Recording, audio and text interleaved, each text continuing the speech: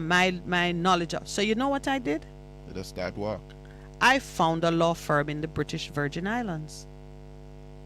I had a good friend. The British Virgin Islands sent like 2 students to in the program, and my very good friend was in, going back to do his internship, and I made some inquiries. He had been working with he was a government employee who had been sent to study law, and I made some inquiries. I said, like, how many law firms are there? And and I applied for an internship in the British Virgin Islands. So you come from country and your internship is in foreign. I was the first intern, and now this sounds like really pioneering work. I was the first person to do a foreign internship. My reasoning at the time was that... Are you kidding me? Yes. My reasoning at the time was that the university is a Caribbean institution, and therefore any student studying at Norman Manley Law School should be able to take an internship in any of the contributing territories, and it qualifies in Jamaica. I was a trendsetter. Can I tell you, many persons have done it since, almost every year.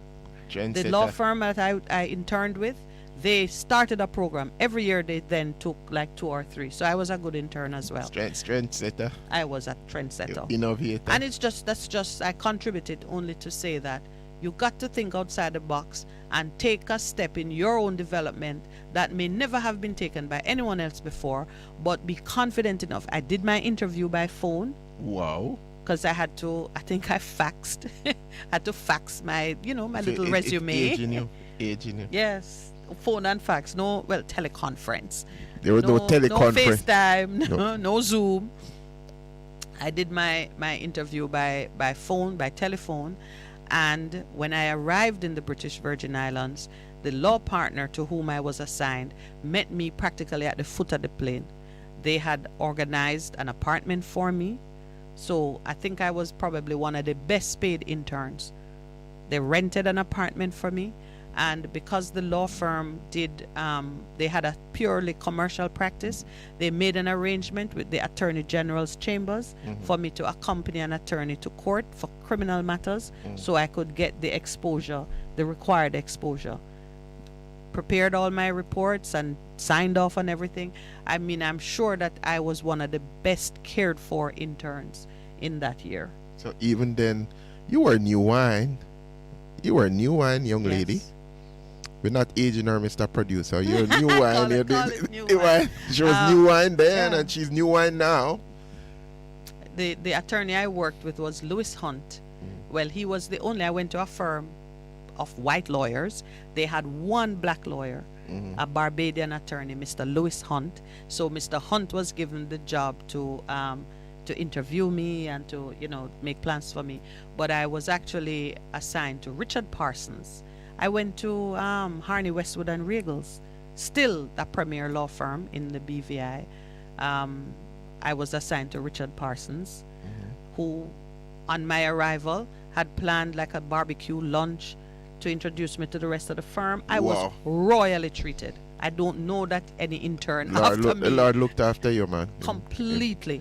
But I took the initiative of opening up an opportunity which many students, even today, a few days ago, my sister called me and said, she was tracking some young person, even also from my community. I am among the first to have done the various things.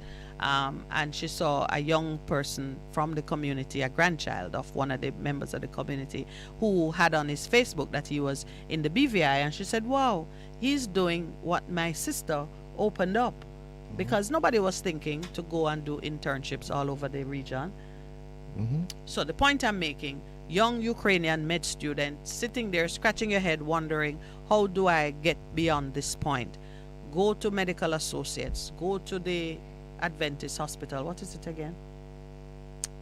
Andrews. Go to Andrews Hospital. The one in Western Jamaica. Yeah, go to any private institution that is near enough to you, not for it to be a stress for you to make your arrangements. Sit with the head of whatever, I don't know what medical institutions, how they are structured, but sit with someone and say, please, could you facilitate this? I am at X point in my studies. I will do an internship program of some sort with you. Just help me to get to the end of my program. I am sure, I am prophesying. I am sure that a door will open for you, which is going to be a blessing to others after you. I've spent enough time on it. I think you have. Yeah. But I think the principle that you are expounding or exposing is one that think outside of the box. Become an innovator in terms of what you're doing. You never know what happens. I often speak to my children, and I encourage them become producers, not consumers, in terms of the way that they think. And I said that opens the door for you. If you can think out of the box, things will begin to happen for you. Just need to have a vision of what you need to do, where you need to go, and the resources will be drawn to you as an individual, because that's how it operates. You write the vision, you make it plain, it awaits for the appointed time, but when you have a vision, the resources always come to you. That's what it is. Yes, and to those who have the opportunity or have the means of participating in making these opportunities real, just take a chance on somebody who is sitting across from you saying, I need help, and this is how we can work together to change the future. To me, it's just unthinkable that these students would be left without options. Unthinkable. All right, Pastor Percival, you are a newly minted Justice of the Peace. And we've seen the bad press we've been getting. Which is, I mean, I some of these things I don't understand. There are some stories that are pursued and you can't quite see the point of it. It seemed to be more just to, I don't want to say it's more scandalous than anything, but that's what it seems like. That it's more to, I don't know, they lack direction. I want your opinion on the matter of it says corrupt justices. That's the headline from the Sunday Gleaner. Mm-hmm. I see some inequities in the system that has caused it to decline into a disreputable situation. We're moving. It's important that persons contemplate the history of certain things as they are looking either to reform it or to make good use of it. Justices of the peace, that is one of the colonial vestiges, but it is not an altogether useless one. The government has many different levels of interacting with citizens, and a part of the, what you call it now, due diligence or the integrity arrangements are to have these officials at different points who can speak for you or authenticate and allow some transactions to flow.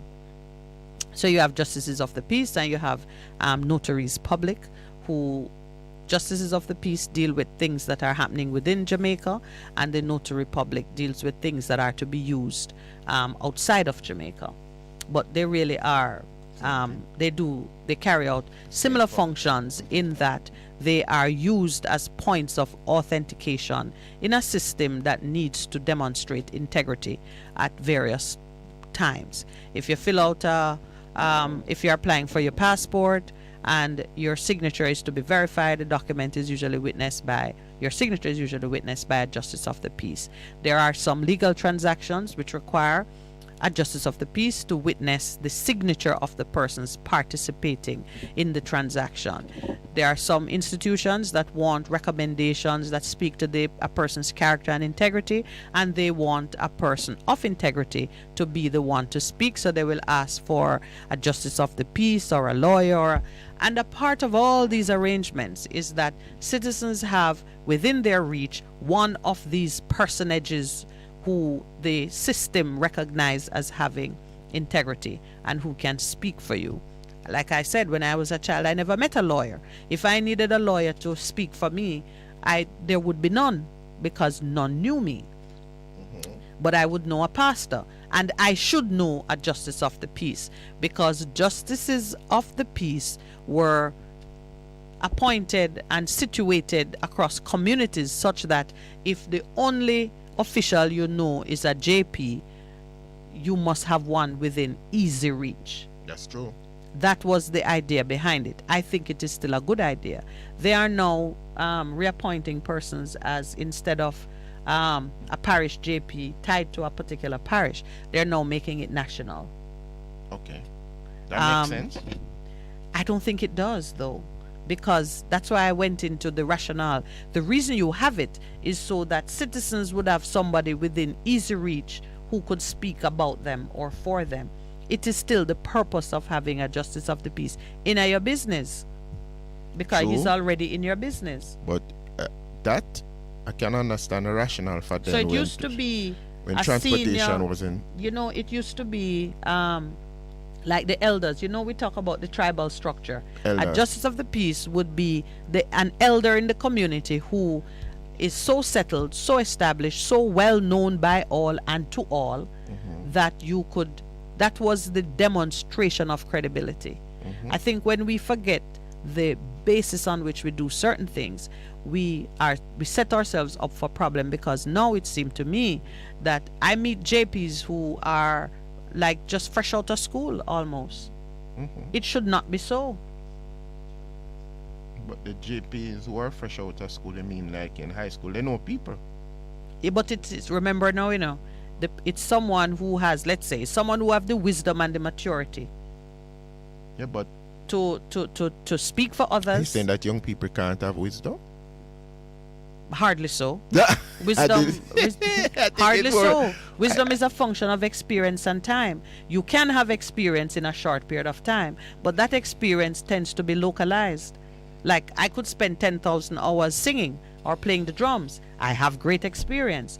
But have I lived long enough to endure the vicissitudes of life and to be able to speak to another person's character who don't live with me, who I need to see them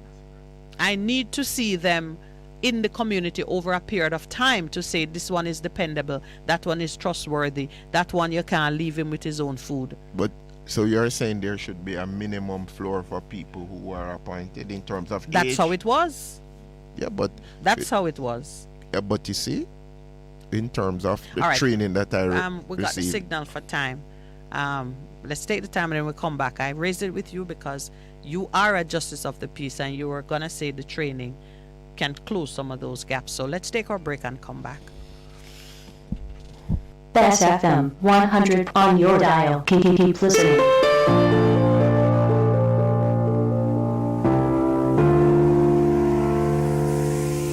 The Jamaica National Agency for Accreditation, JANAC, is working hard to develop products to better serve its stakeholders across Jamaica.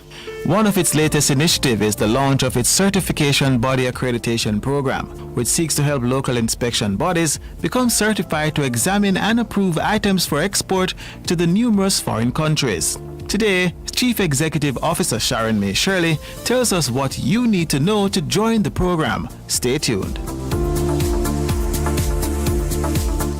The accreditation program was designed to create ease of access to certification services for manufacturers, especially those seeking to export goods abroad.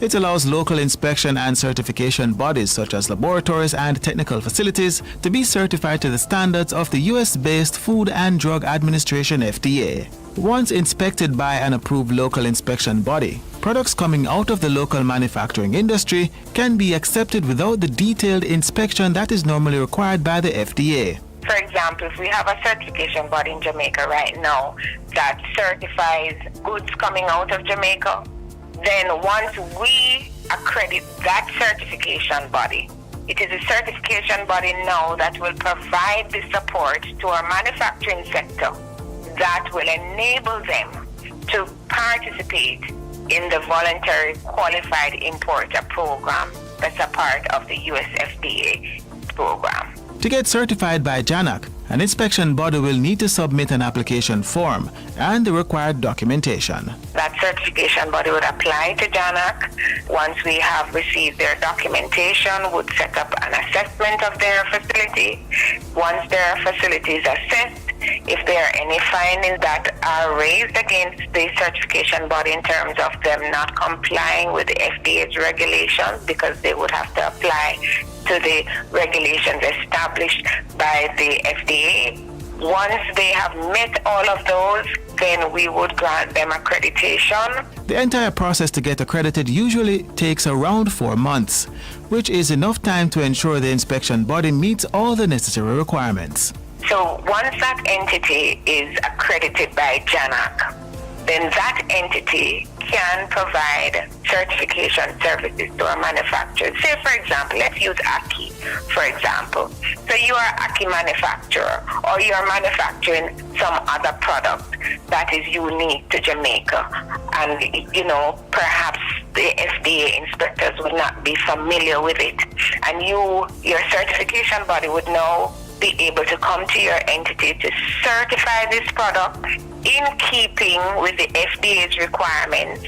Once that is done, the manufacturer can now export to the U.S.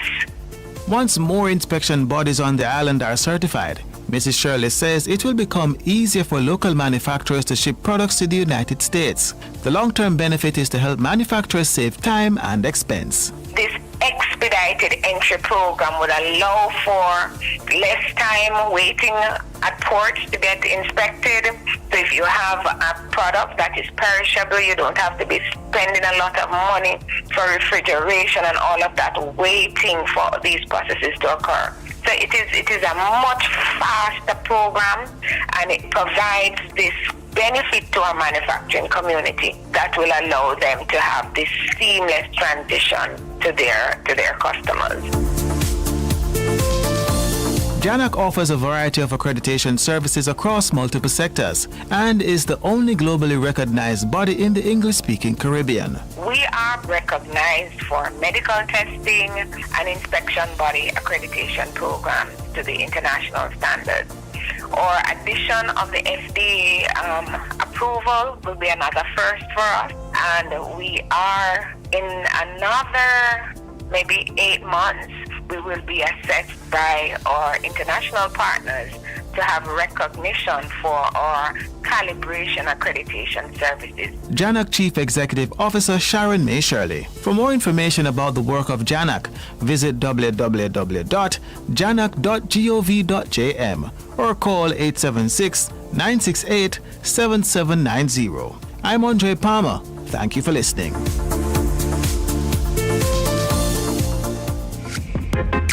A production of the Jamaica Information Service, the voice of Jamaica.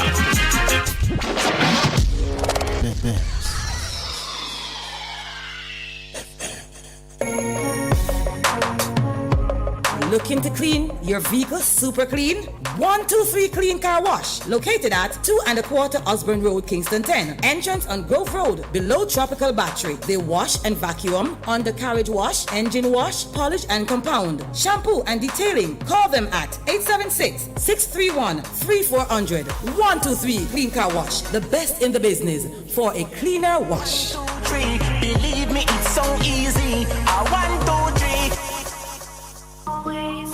What should a taxi service do for you? On-Time Taxi Service is more than just a ride to the other side of town. They offer clean and spacious vehicles, reliable service, and promise to always look out for their customers. They'll come when you call and take you where you want to go on time.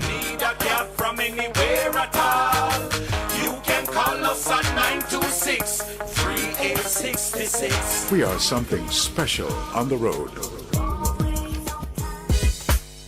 Veg Printers for all your printing needs. We specialize in calendars, flyers, brochures, and more. Call us today at 968-7506. That's 968-7506. Or visit us at 4 East Bloomsbury Road, off Hagley Park Road. Veg Printers, your best choice in printing.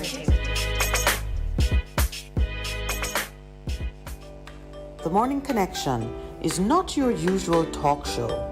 We aim to stimulate discussion and chart new paths to self-empowerment. So please join us, Minett and Percy, on the Morning Connection, Mondays to Thursdays, 6 a.m. to 10 a.m. on Bess100 FM. It's good, it's better, but nothing beats.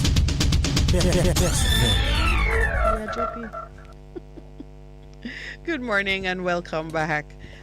Before we return to the weighty matter of the situation confronting us with our justices of the peace, I want to make a public service announcement.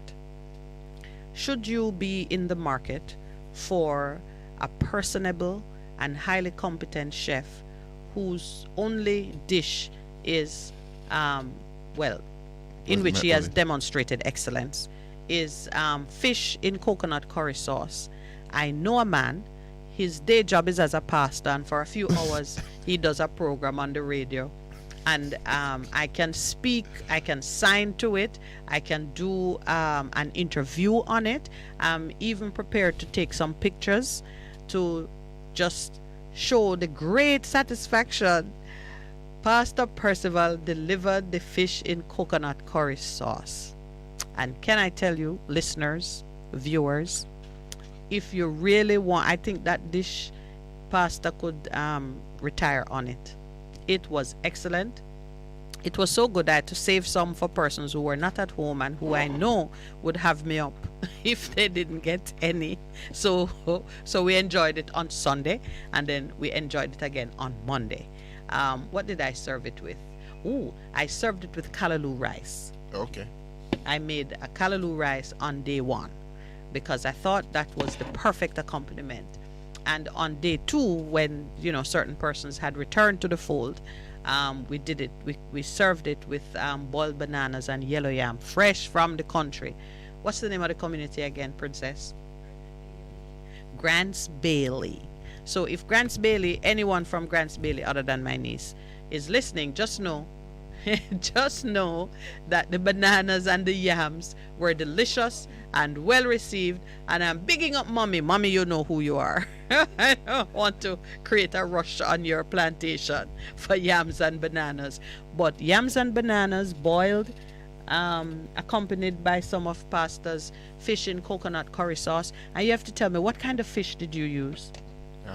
Was fillet. We were debating, Pastor, that is how Salmon it was fillet, cut. Yeah. Salmon fillet. Just know, fillet is not the name of a fish. I know, is it? he's feeling shy. Anyway, those questions were asked as mouths were full and tummies were well taken care of. Some Did people Daniel were saying, enjoy? so what kind of... He did. He asked me as well, I had to tell him that there are no bones in it. No bones, Because yeah. that is his standard. If he has to wrestle with bones, you can keep that fish. Okay. And that's a recent thing, because when he was smaller, his auntie taught him even how to eat fish eye. I don't eat fish head, and my little son was eating the eye of the fish because his auntie Maureen enjoys a good fish head, and introduced him to steamed fish and crackers. Okay. Something that I myself don't fool around.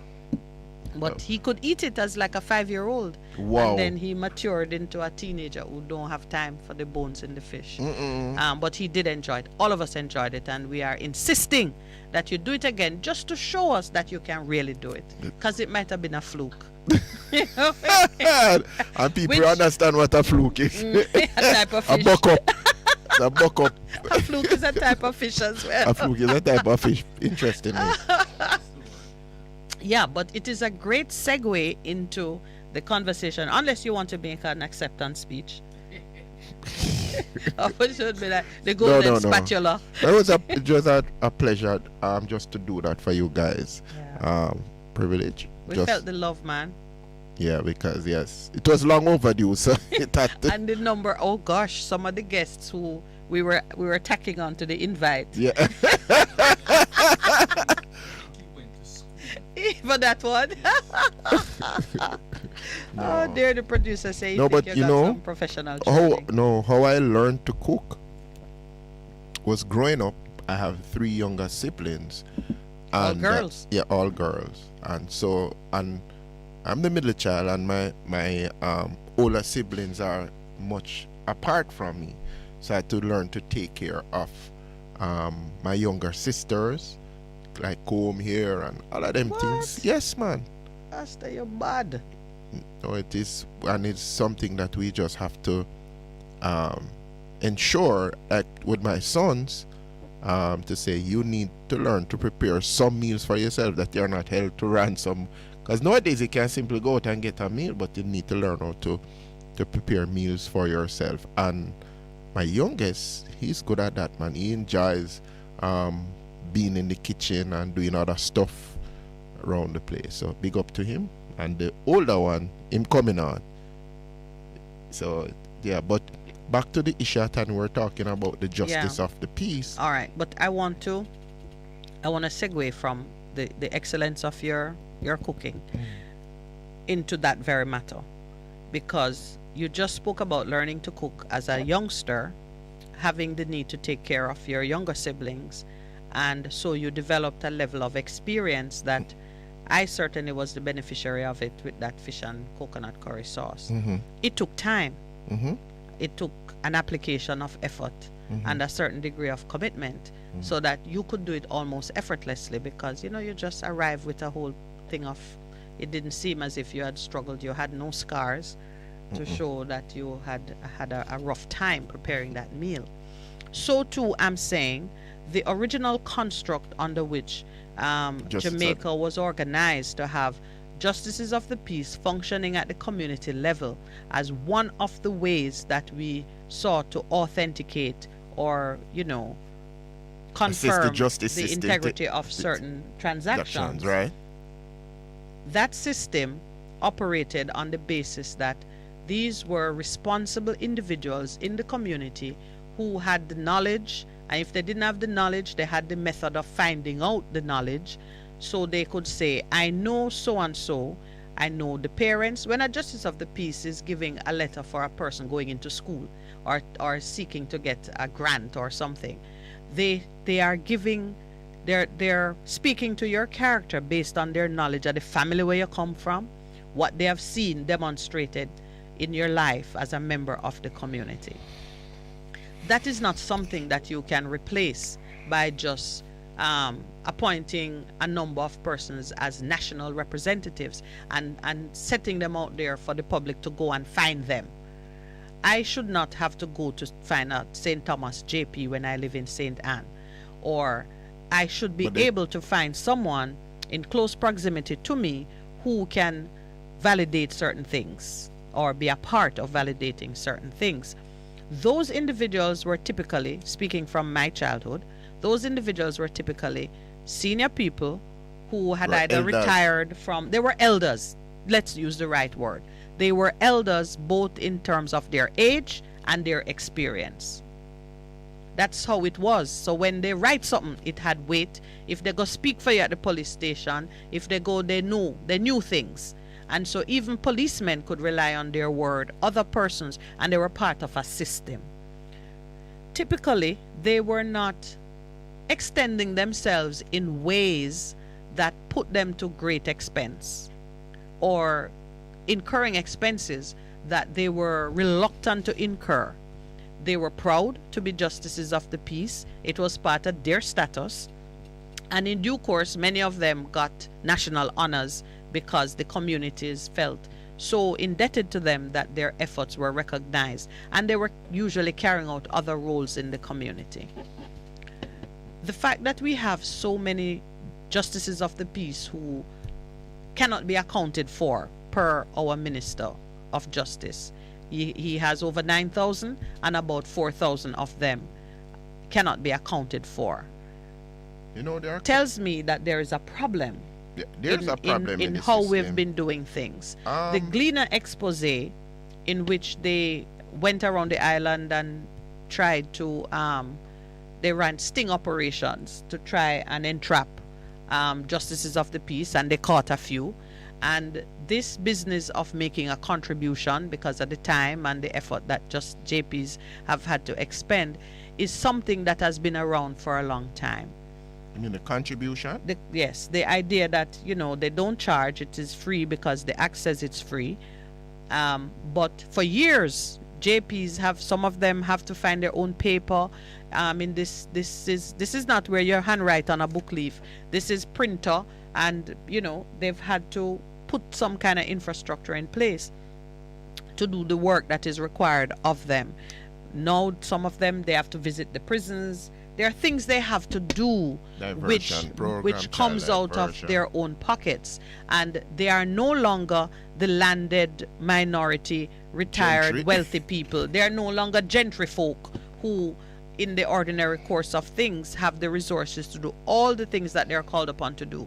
And now I hear the minister saying he wants them to be peace officers, facilitating restorative justice in the communities. But they were doing that. Well, I'm newly minted because I only became a justice of the peace in October last year. But what are your duties as you understand them? There's authentication of documents. We are now part of the child diversion program. We visit lockups and do a lot of community work. So in effect, some of us are peace officers even without being given that work officially by the Minister of Justice. So there are a lot of things that Justice of the Peace are actually called upon, or if not instructed, encouraged to become a part of on the ground. Because if you have 9,000 such persons spread across Jamaica, the impact should be great if they are doing what they're supposed to do. Recommendations, because in the past people have come to me and have asked me to recommend, all right, and I say I can't do that. I only know it for such a period of time, and normally some of these recommendations, you have to know the person in excess of 5 years. So one of the safeguards that they did that they pointed out to us in the training is that you have to know the people, you have to have a relationship with the people. Outside of that, you can't do that, because if you do that, then you're going to get into trouble in regards to it. So it kind of underscores your point in terms of people being actively a part of their community in terms of knowing people. That's what it's supposed to be about. Yeah. And if you, and some of the people away have become you move from that, the community, the greater the adaptations you need to make so that it can maintain its integrity. Yeah, that's so important. And I'm not a spokesman for the Justice of the Peace, because remember, the Justice of the Peace become lay magistrates. Yes. Like they work in court, petty sessions court, and so on. So they have to know the law, understand the law. And so what you see now at our training, I think you can't be younger than 25 to become a justice of the peace, because one of the things that you've pointed to is the whole thing of experience and knowing the people and being about the place, you know. I know young justice of the peace, but they're in their 30s and so on. Because some people see it as a status quo thing, you know. Because behind the name you put JP, because it supersedes a lot of things. You could have all of these degrees, but you put JB behind your name. Especially if the police stop you. Yeah. So the minister says it's now just profiling. That's just profiling. That's what just the peace mean now? That's what I heard from Mr. Chuck. Minister Chuck. But said that some people are just profiling. I think it is a function that is needed. The services are needed. And those of us who are justice of the peace, do really have to step up to the plate in terms of being more accessible to the people, so the people know you are a justice of the peace. You are interacting with the people, so you know them.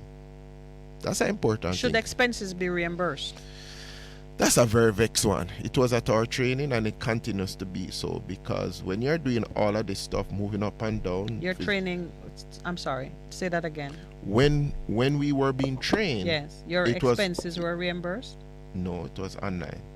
No, okay. But the point I'm making is when we were being trained, that issue was raised by some of the persons who were actually in the training when they outlined to us some of the duties and the responsibilities that we had to undertake, and people said, but that's going to take a significant amount of resources to get it done. Was it your impression during training that these duties, you have to do all of them, or you could say, I am only going to do documents in my community? Is it open to you to, or are you, do you have to report on a raft of activities? And well, on the report, there's and a your raft of commission things. could be withdrawn if you were not active? Let me see if I understand what you're saying. That we can... Does performance matter? It does in the end, because if you are adjusted of the piece and you have to file a report at the end of every year, they ask you what you have done. Because even for myself, there's a logbook. Whenever you do documentations or whenever you do anything, you have to report what it is you have done, and then you have to submit a report at the end of a period, so the minister knows that hello. That's why I could say you can't find 4,000 of them, because I believe those people they have not reported. But even the reporting mechanism can be difficult. Because if it's online and you're old justice of the peace and not au fait with digital literacy, what do you do? But just the way I think there should be a system in the ministry for the ministry to itself keep track of where the justices are, and they know, because if you go online. No, I mean you should go visit them, just like how the bank in Know Your Customer require you to know where your customer is. The government should have an interest in the field of operation for the various justices, and on a cycle they should even go visit them and inspect the logbook. Right, and if that's what you're, and if, because they may die. I'm sure many die, of them have died, and the people have and died, therefore you have to be unable to report. Okay, so when you become a justice of the peace, there's a seal that you get, which is paid for by the government. Every other thing that you need, in terms of the stamps and so on, you have to cover those. So there's a cost upfront for administering your duty to make it easier for yourself. But anyway, to go back to the issue that you have raised, why did we have just the peace originally? I always say to people, you go back to first intent, first function, in terms of guiding where you are now, and if you need to be shifting, make your adaptations, you need that. to do that, right? So it's important. Are they still relevant? Are justices of the peace still relevant? I think even more. In the way. I think even more.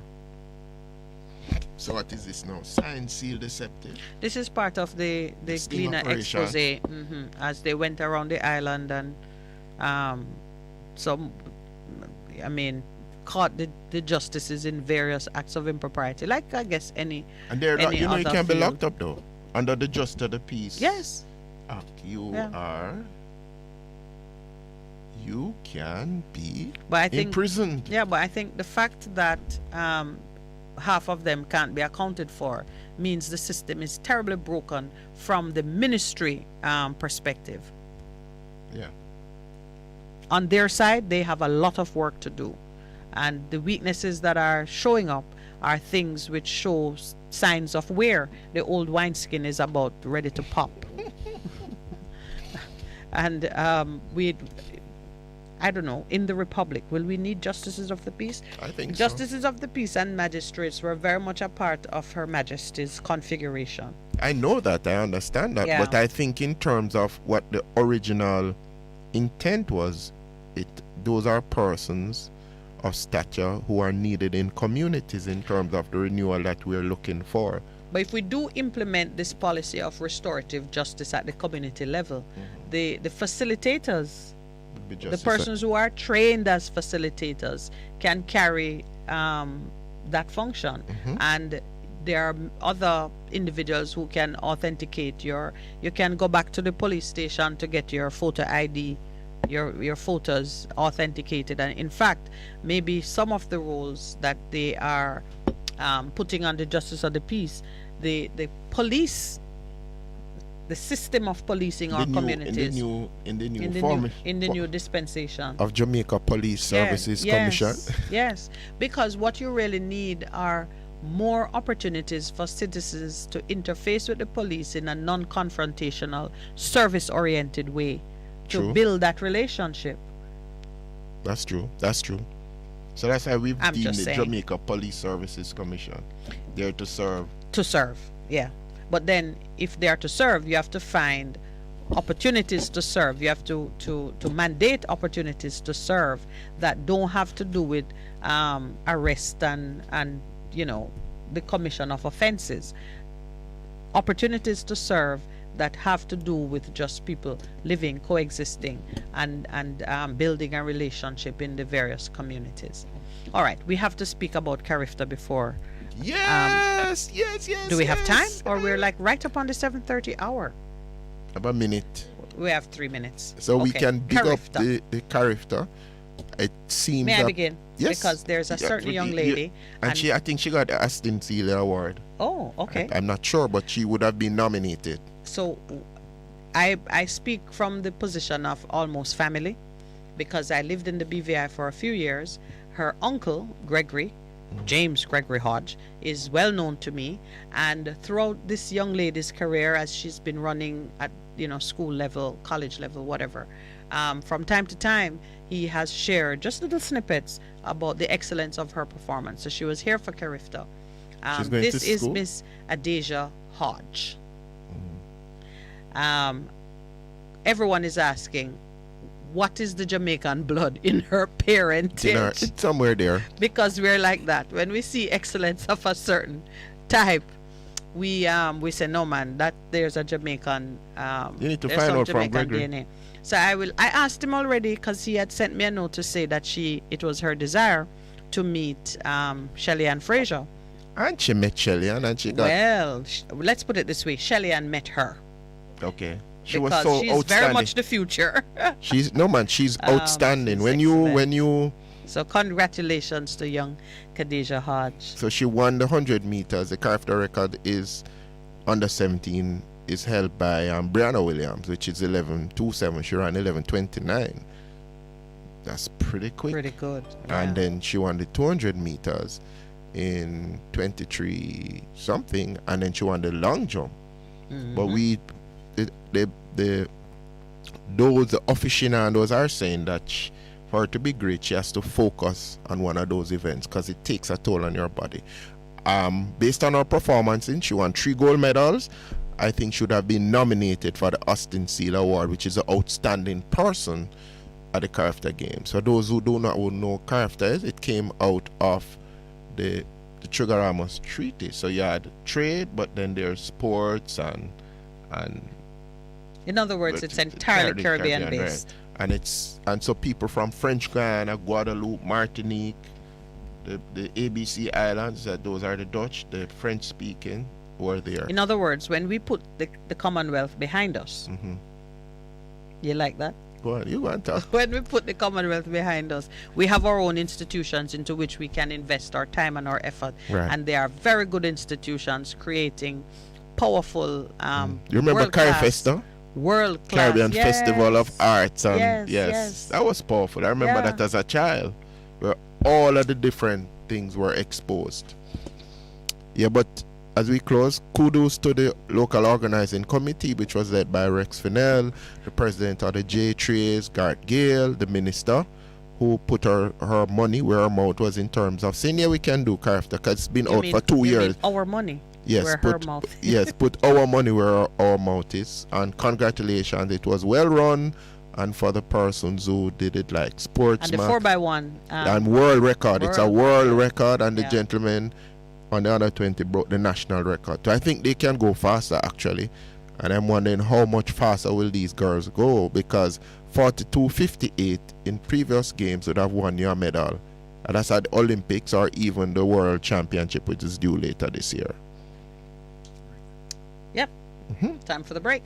We'll be right back. Please stay with us. Bess FM-100 on your dial. Keep listening. What should a taxi service do for you? On-time taxi service is more than just a ride to the other side of town. They offer clean and spacious vehicles, reliable service, and promise to always look out for their customers. They'll come when you call and take you where you want to go on time. Call us at 926-3866. We are something special on the road. For a better choice in all your electrical supplies, A, authorized 3M dealer and better brand names. B, better service including free island-wide delivery. C, all major credit and debit cards accepted. It's ABC Electrical Sales. Shop number 8, Hagley Park Plaza, Kingston 10. Open Monday to Friday, 8 a.m. to 5 p.m., Saturday, 8 a.m. to 4 p.m. We make your electrical jobs as easy as ABC. Call 754-3825-8 or fax 754-3659. ABC Electrical Sales, for a better choice. Looking to clean your vehicle super clean? 123 Clean Car Wash, located at 2¼ Osborne Road, Kingston 10. Entrance on Grove Road, below Tropical Battery. They wash and vacuum, undercarriage wash, engine wash, polish and compound, shampoo and detailing. Call them at 876-631-3400. 123 Clean Car Wash, the best in the business for a cleaner wash. 1, 2, 3, believe me, it's so easy. 1, 2, 3. The Morning Connection is not your usual talk show. We aim to stimulate discussion and chart new paths to self-empowerment. So please join us, Minett and Percy, on The Morning Connection, Mondays to Thursdays, 6 a.m. to 10 a.m. on Bess100 FM. It's good, it's better, but nothing beats.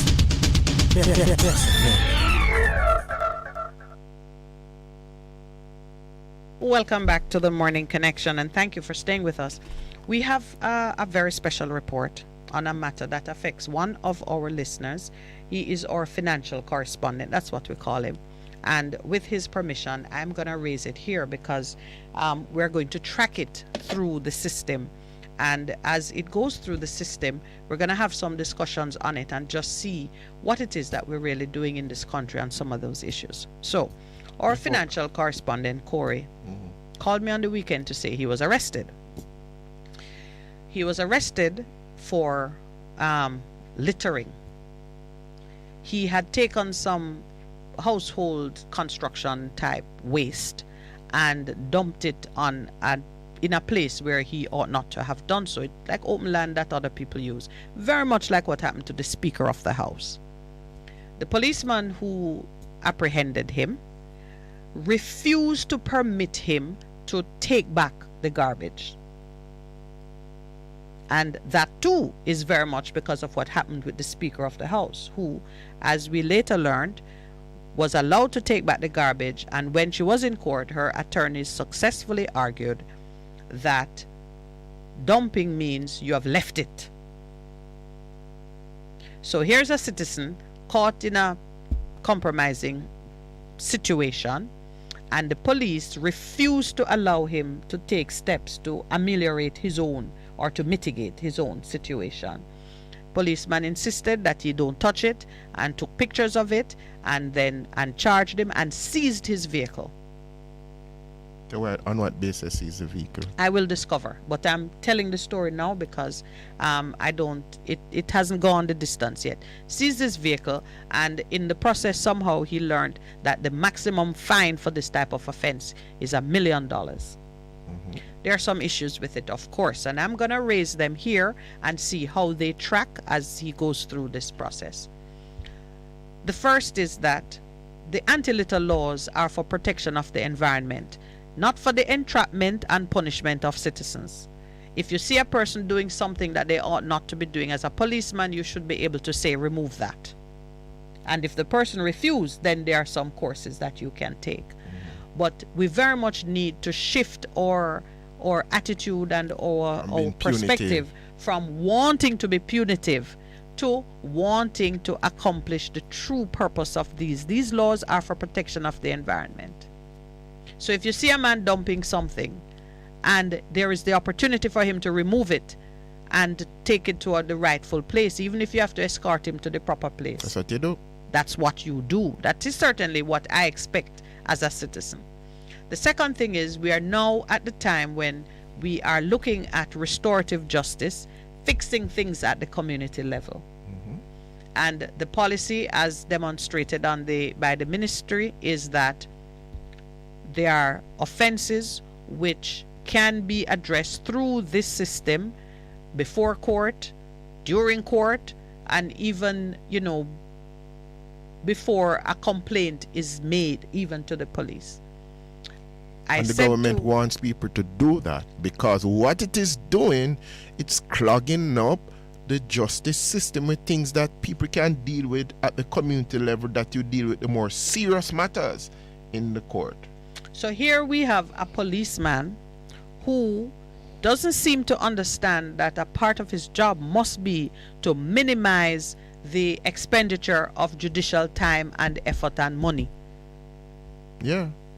Anything that can be addressed in a certain way, you should be moving to those channels which are more cost effective and which have the added advantage of building stronger relationships in the community.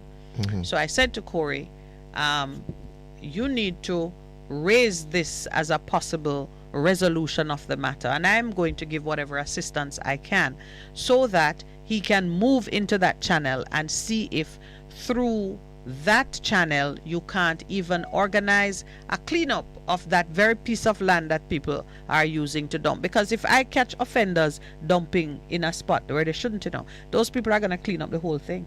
Yeah. It's that or be prosecuted and face the fine. Yeah.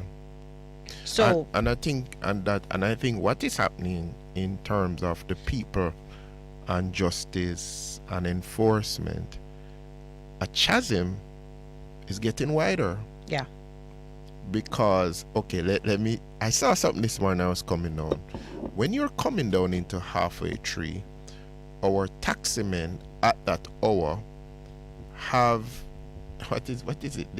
They park their vehicles in the right hand lane right in front of the bus park. And I'm saying to them, you cannot do that.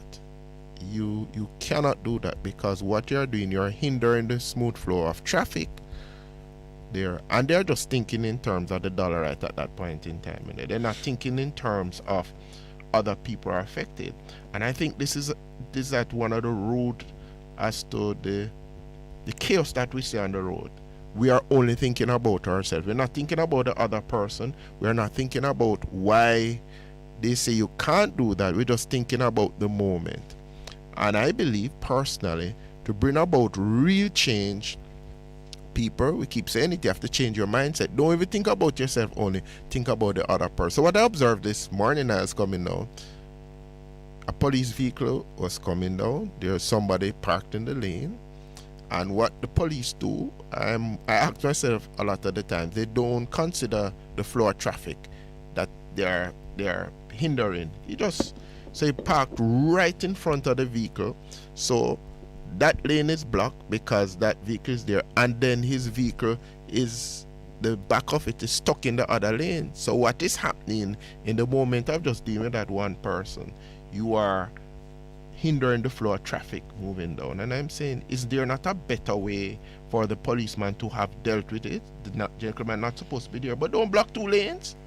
Don't block two lanes. Because one lane block already, now you blocking another lane with your vehicle parked across it. So people coming down have to navigate around your vehicle. I see it happening all the time. I'm saying, do our police officers really think before they do their action? Is it just to say, I have the power, I can do what I want?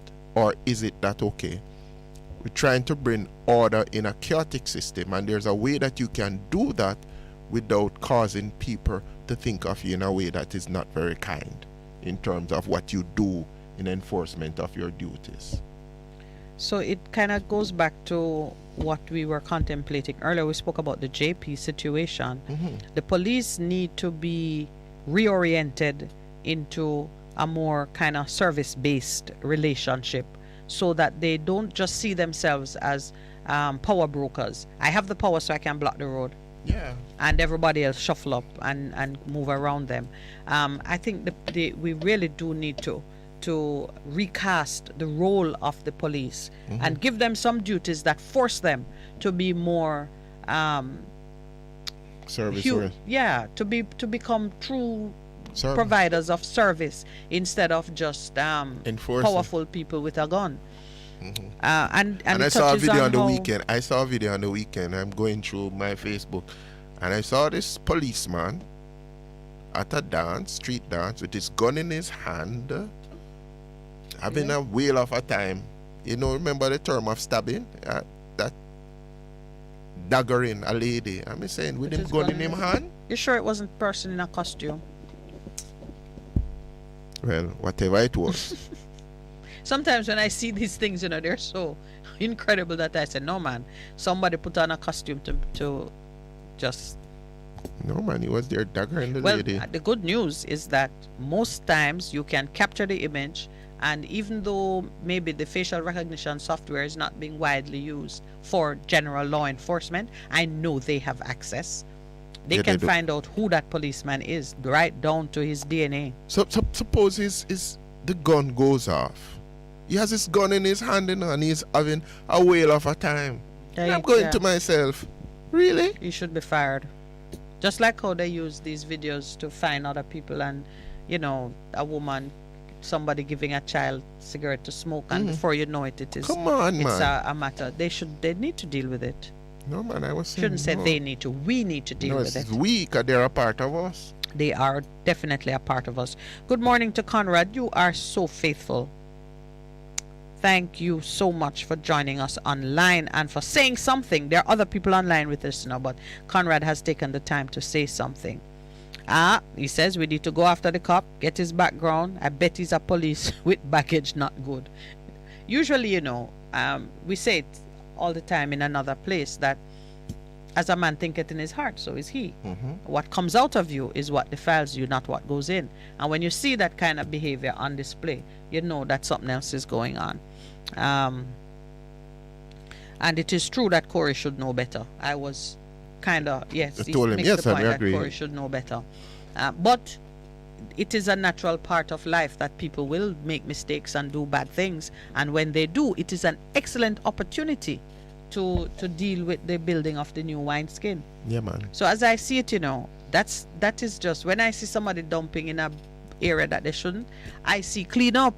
And not only clean up, because let me tell you something, it is a major practice. A lot of people doing construction, they want it moved, they just get a man to move it, and they don't tell him go to the dump, because he's going to, because he's trying to make a quick money. Yeah, he's going to move it and drop it in the place that is most convenient, and don't carry it to the dump. Because to go to the dump, you have to pay to go to the dump. You know that, right? Yeah. If you are not. Yeah. KCC and those things. So we are not.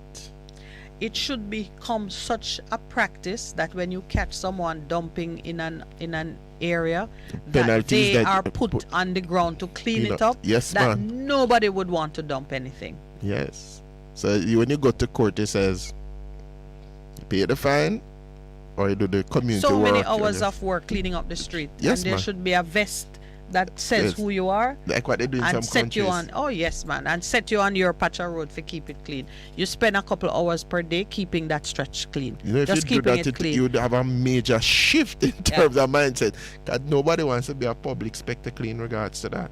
And so that's what I think, this opportunity to introduce restorative justice at the community level and to just build those bonds within the community. People should know and should that would be a deterrent more so than hauling them through the courts, where through artful arguments and so on, they might even get off with nothing. Because I know that it's not right for the policeman to have prevented him from removing it. It's not right on two levels. It's not right because it frustrates the object of the law, which is to keep the place clean. Make him take it up, and if you can get him to take up everything, by all means. Make him take up everything, and then get the duty. Okay, you see all of this thing, you go and clean it up to boss. You take up that, you clean it up, you will never do it again. And you'll be now an advocate in the community, keep the place clean. Because I'm going to become a storyteller. You know what happened to me? Yeah. All right. So, Pastor Percival, when we open the lines, I very much want to get feedback from our callers on a number of things. One, of course, I am returning to the business of restorative justice, the kinds of initiatives that we should be promoting at the community level, to maintain law and order and a clean environment. I also would like callers to weigh in on the matter of whether or not the justices of the peace are relevant in this day and age. My proposal, my suggestion is we should carry out reforms such that some of the work that they currently do in terms of the authentication of documents and so on, that some of those things are carried out by the police, give the police some customer service type roles. And since we are introducing restorative justice and training these facilitators of peace at the community level, let the peace facilitators carry some of the other functions and do away with this archaic system of the justice of the peace. I think they serve a function. The question is, can those functions be better served by put others? In more, but in the present system, I believe we're going to be putting more work on the plate of the police force. But there's always a sergeant in charge who is in the office or in sitting, who is at the station, who can look at a man and say, yeah, that's you, and certify a photograph. But unfortunately, my dear sister, they move around these guys so often that you don't spend enough time in a community. And then the peace facilitators who are going to be in every community now, not this just... what you call it, just the peace. Yeah, well... That's a nice thing. You're kind of the peace facilitators. There's a word that they use for them. Those who are trained to work in the restorative justice centers. They're mediators? No, I think they call them facilitators, but whether it is peace or whatever, or just facilitators. But we are now introducing a new character at the community level, whose responsibility is to maintain the bonds of communal living. Not maintain the peace. They are part of the restorative justice system. You're not talking about violence prevention network? No. Oh, they do a totally different thing, No. In terms of because not all communities are violent. Yeah, that's true. That's true. But across the island, we're saying, let us nip things in the bud at the community level so they don't have to escalate and become burdensome in the court system, or even some of the things that are already in court, push them back to the community level for the resolution of those disputes and to maintain good order. So if you're introducing, here's what. You don't want to be introducing layers upon layers. If you put something in here and it can absorb the functions of another, then maybe what it means is only 9,000 JPs on the book, albeit 5,000 accounted for. They become a part of this process, the system. So you take away the old time, I'm calling it, the anachronistic. Archaic, colonial, which we want to get rid of those. So I do want to hear people speak. So it's a part. So what I hear you saying, it is a part of the push for a new constitution and for constitutional reform in terms of how you are, what you're doing on the ground. So you have the constitution, but in your constitution that you are proposing, you have these persons who serve well in terms of that role. Yes. Okay. In summary, yes. So I would like to hear persons. We've seen several JPs accept cash despite law against charging. Leaders condemn practice as recommendations, written photos signed without knowing citizens. And you have Justice Minister Delroy Chalk, Senator Donna Scott Motley, and a gentleman, David Wan, who have all weighed in on it. And you've heard that across the nation, apparently the JPs in Montego Bay are the best behaving ones. The best behaving? Yeah, in the West. There's a story there saying that the people in the West are the ones who have sort of, because the Gleaner had done some expose there long time that exposed the same thing, and the leadership over there has laid down the law and they're behaving themselves. But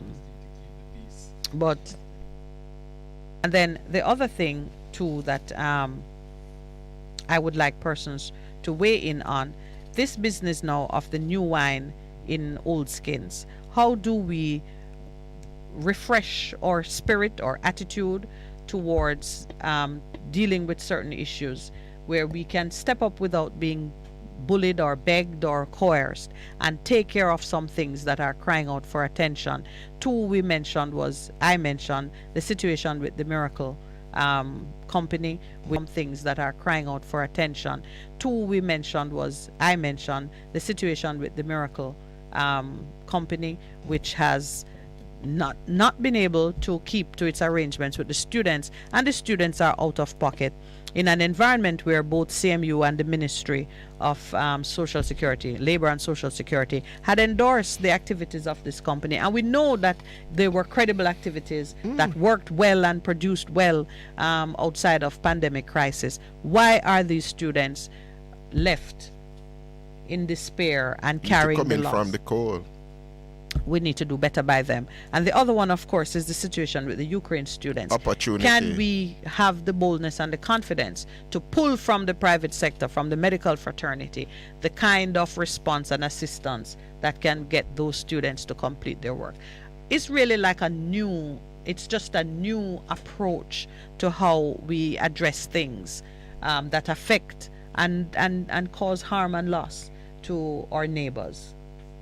No, but we should not be causing harm and loss. We should be causing for goodness. Yes. Through our actions, through thinking out of the box to bring about solutions. And I want to emphasize this whole concept of thinking outside of the box. Thinking outside of the box. For the new wine to become a reality for us, we have to look to new solutions, and we have to think out of the box that we have set ourselves in, that says this is the only way this can be done. Just become like an Einstein. Yeah. When he said about the theory of relativity, he thought outside of the box, and it moved what happened in terms of physics and the sciences to another level. And so that's what needs to happen. Wow. A lady takes over at the head. Yeah, the Moravian Church. Resurrection. Leading the Moravian Church Resurrection, Reverend Phyllis Smith Seymour. It was very interesting to read about the work that this Reverend is doing. I think is she the first female? I think that's what they said. Yeah. Of the Moravian Church in Jamaica. Church, yeah. They call them moderators. That United Church? Yes. The moderator. Do you think, I mean, if anyone has read this story, she's featured in the Sunday Gleaner. I think they're looking at the work of great women. Mm-hmm. In her childhood, she said she had formed the ambition to be a pastor, but at the time she was told that her church did not ordain women. Well, in her adult years, and so up to I think in her 20s, she was not on track until some changes took place, and today she sits in the chair as the leader of her church. This is a church which has been active in Jamaica.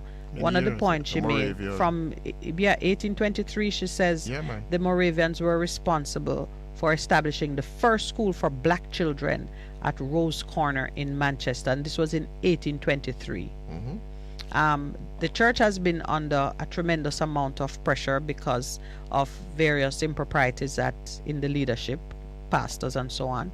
Mm-hmm. And she is determined, I think, to break that scourge. In fact, I think they're experiencing a resurgence, rebuilding of the church. On the weekend, I was in a company of persons, including a teenager, a young man, maybe 17, maybe as much as 18. I didn't ask his age. And a question was put to him concerning what the church, he was asked, what can the church do to reach young people? And this was against the background of him saying that the church lacked the credibility or the moral authority to speak to the young. That's what he was saying. And he cited an instance of rape by a pastor It's been in the paper in recent times. And it seemed he was indicting the whole institution of the church based on the misbehavior of some. And so that question arose: how can the church? He felt like there's no. He spoke as if the young people are now just looking outside of established pathways for spiritual guidance, and that the church had completely lost all credibility with them. How does that strike you? No, I would say there are some disillusion, not only youth but people, in terms of how the church has operated and been. But based on my experience and my interaction with persons who would just call the office, so I need to talk to somebody, or based on what my children tell me, their friends are seeking for answers. They're not into church, but they're into God. And one of the things I think that helps me in terms of my interaction with young people is being authentic. Just simply being authentic, that they understand, been there, done that, made mistakes, but continue to press on with the knowledge that God is not affected really by the things that I do. Some of the times he's sad, but he's a God of grace, and grace is God's unmerited favor, always wanting you to come back. So a song like the love of God, it overwhelms, it seeks you out. Yeah. So his experience has been that way, but other young people have come up with the truth that what some of us have represented as Christian is not really God is like, and they want to find this God for themselves. So we had a moment, just my sharing some of what we do here, and I understood that religion has been rejected. Yes. And this is religion as practiced by the institution generally called the church. And but it's not only the church, it's happening in other world religions too, in terms of the young people are moving away. It's happening in Islam, it's happening all over the world. Okay, so the established traditional voice, those voices are being rejected by the young people of the world. And what I was moved to share with him, remember we spoke about, it's James chapter 1 verse 27. Religion that God finds pure and acceptable is that we care for the poor, care for the orphans, widows and orphans in their time of distress, and then keep ourselves from being polluted by the world. So that's kind of where we left it, recognizing that there are some actions that we need to be doing to show that we are of God, and it very much involves dealing with those who are in distress in their time of distress, not when they are hearty and healthy and rich and well fed. No, man. But in their time of distress. So it means you're responding to the needs of people, and then you yourself, you move and operate in such a way that you are not polluted by the world. I said all of this because I want to quote from Phyllis Smith Seymour. She says, the social framework around schools is just broken. Why can't there be more equity in the system? Until we do that, the guns will remain a choice for that boy who can't go to school because he neither has bus fare nor lunch money. And even if he goes to school, he cannot get lunch provided by the school.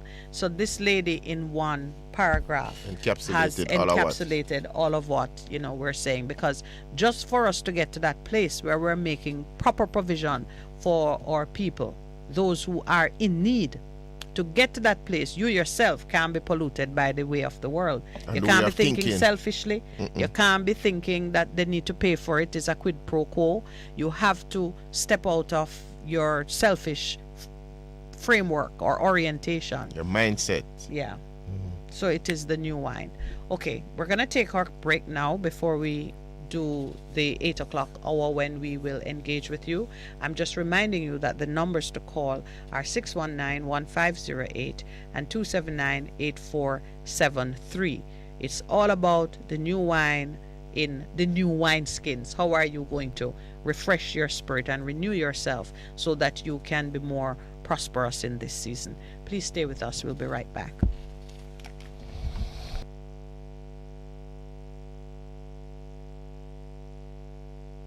FM-100 on your dial. Keep listening. BBC News, I'm John Shea.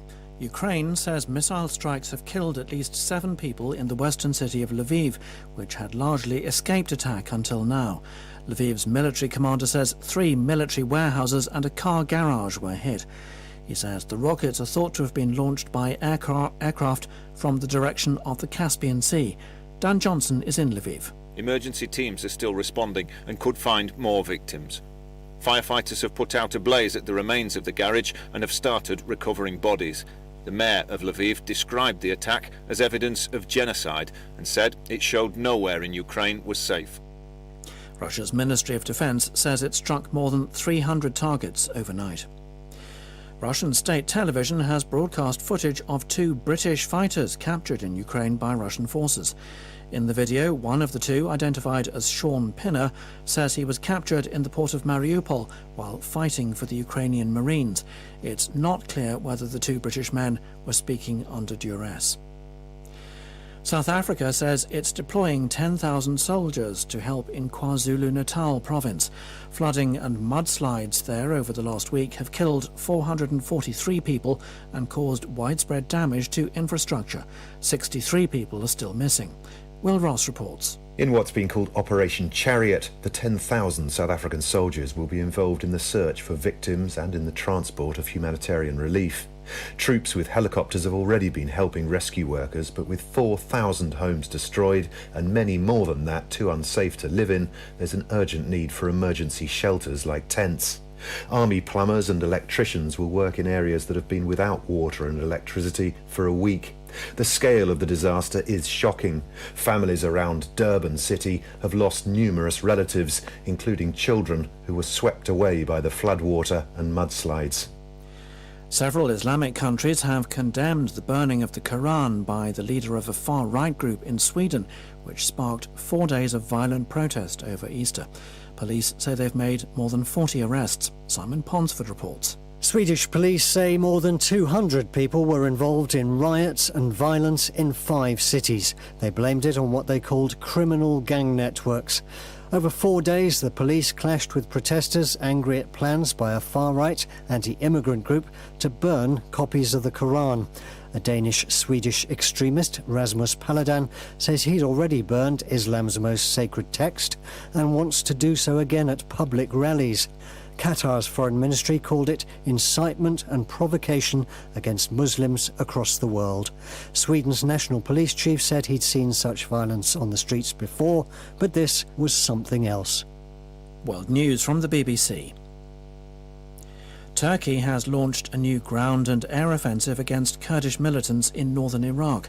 The country's defense ministry said the action involved commando units, drones and attack helicopters targeting the Kurdistan Workers' Party, or PKK, hideouts in 3 regions near the Turkish border. Ankara claims the operation is aimed at thwarting a large-scale attack against Turkey by the militants. The offensive comes 2 days after a rare visit to Turkey by the Prime Minister of Iraq's autonomous Kurdistan region, Masroor Barzani. Sri Lanka is due to begin talks with the International Monetary Fund about a multi-billion-dollar loan to help pay for imports of food, fuel and medicines. Our South Asia correspondent, Rajini Vaidyanathan, reports. Anti-government demonstrations continue across Sri Lanka, with protesters calling for President Gotabaya Rajapaksa and his brother, Prime Minister Mahinda Rajapaksa, to step down. Many accuse the president of leading Sri Lanka into this current financial mess by running up high overseas debt, introducing ill-timed tax cuts and banning imports of fertilisers, which impacted domestic crop supply. The once popular president denies this is a crisis of his making. The appointment of a new cabinet, which doesn't include a single woman in post, is another sign he's not planning to step aside anytime soon. An armed gang caused panic in a city in southern Brazil as it attempted to rob a security company. Military police exchanged fire with more than 30 gunmen after they attacked the firm's premises and vehicles in the state of Paraná. Mortar shells have been fired at Somalia's parliament building, injuring at least 7 people, including bodyguards. The Islamist militant group Al-Shabaab said it carried out the attack, which happened as MPs were setting a date for the election of speakers for the upper and lower houses of parliament later this month. And that's the latest BBC World News.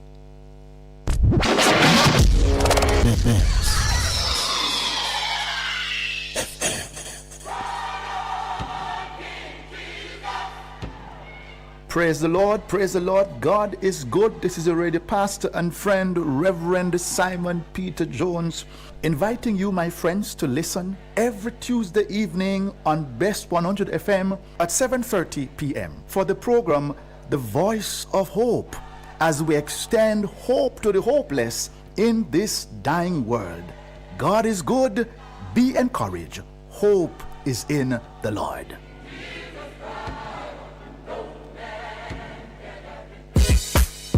Veteran Printers for all your printing needs. We specialize in calendars, flyers, brochures, and more.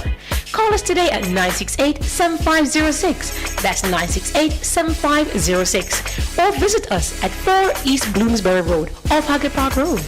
Veteran Printers, your best choice in printing.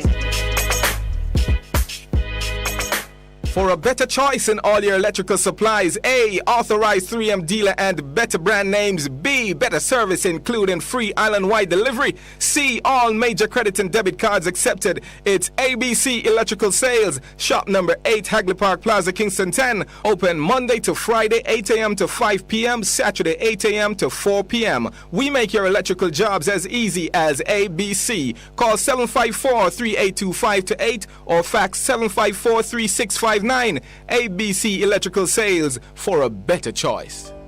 The Morning Connection is not your usual talk show. We aim to stimulate discussion and chart new paths to self-empowerment. So please join us, Minett and Percy, on The Morning Connection, Mondays to Thursdays, 6 a.m. to 10 a.m. on Bess100 FM. It's good, it's better, but nothing beats.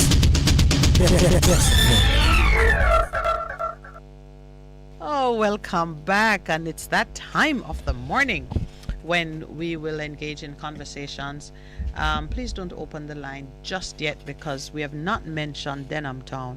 And I think that's become a hot spot. Oh, my Lord. I think it is necessary that we speak some words concerning that situation. That was a place of Zozo for many years. And remember, recently on this program, we were thinking about the fact that they had expended $100 million. $100 million spent. Yeah, but. And then on town. And then look what is happening now. Yes. Because if you don't, see there? Then I'm fatal JDF shooting sparks wrath. Here's what we need to say about it, Pastor Percival. We have seen and we have had citizens express concern over the beefing up of the military and what has appeared to be a persistent push to insert the military into the streets of Jamaica as part of the policing effort. Everyone knows it is impatient of debate that the role of the military, the training of the military, your military is prepared for war, and war is not what you expect to find in the streets of Jamaica, no matter what it looks like.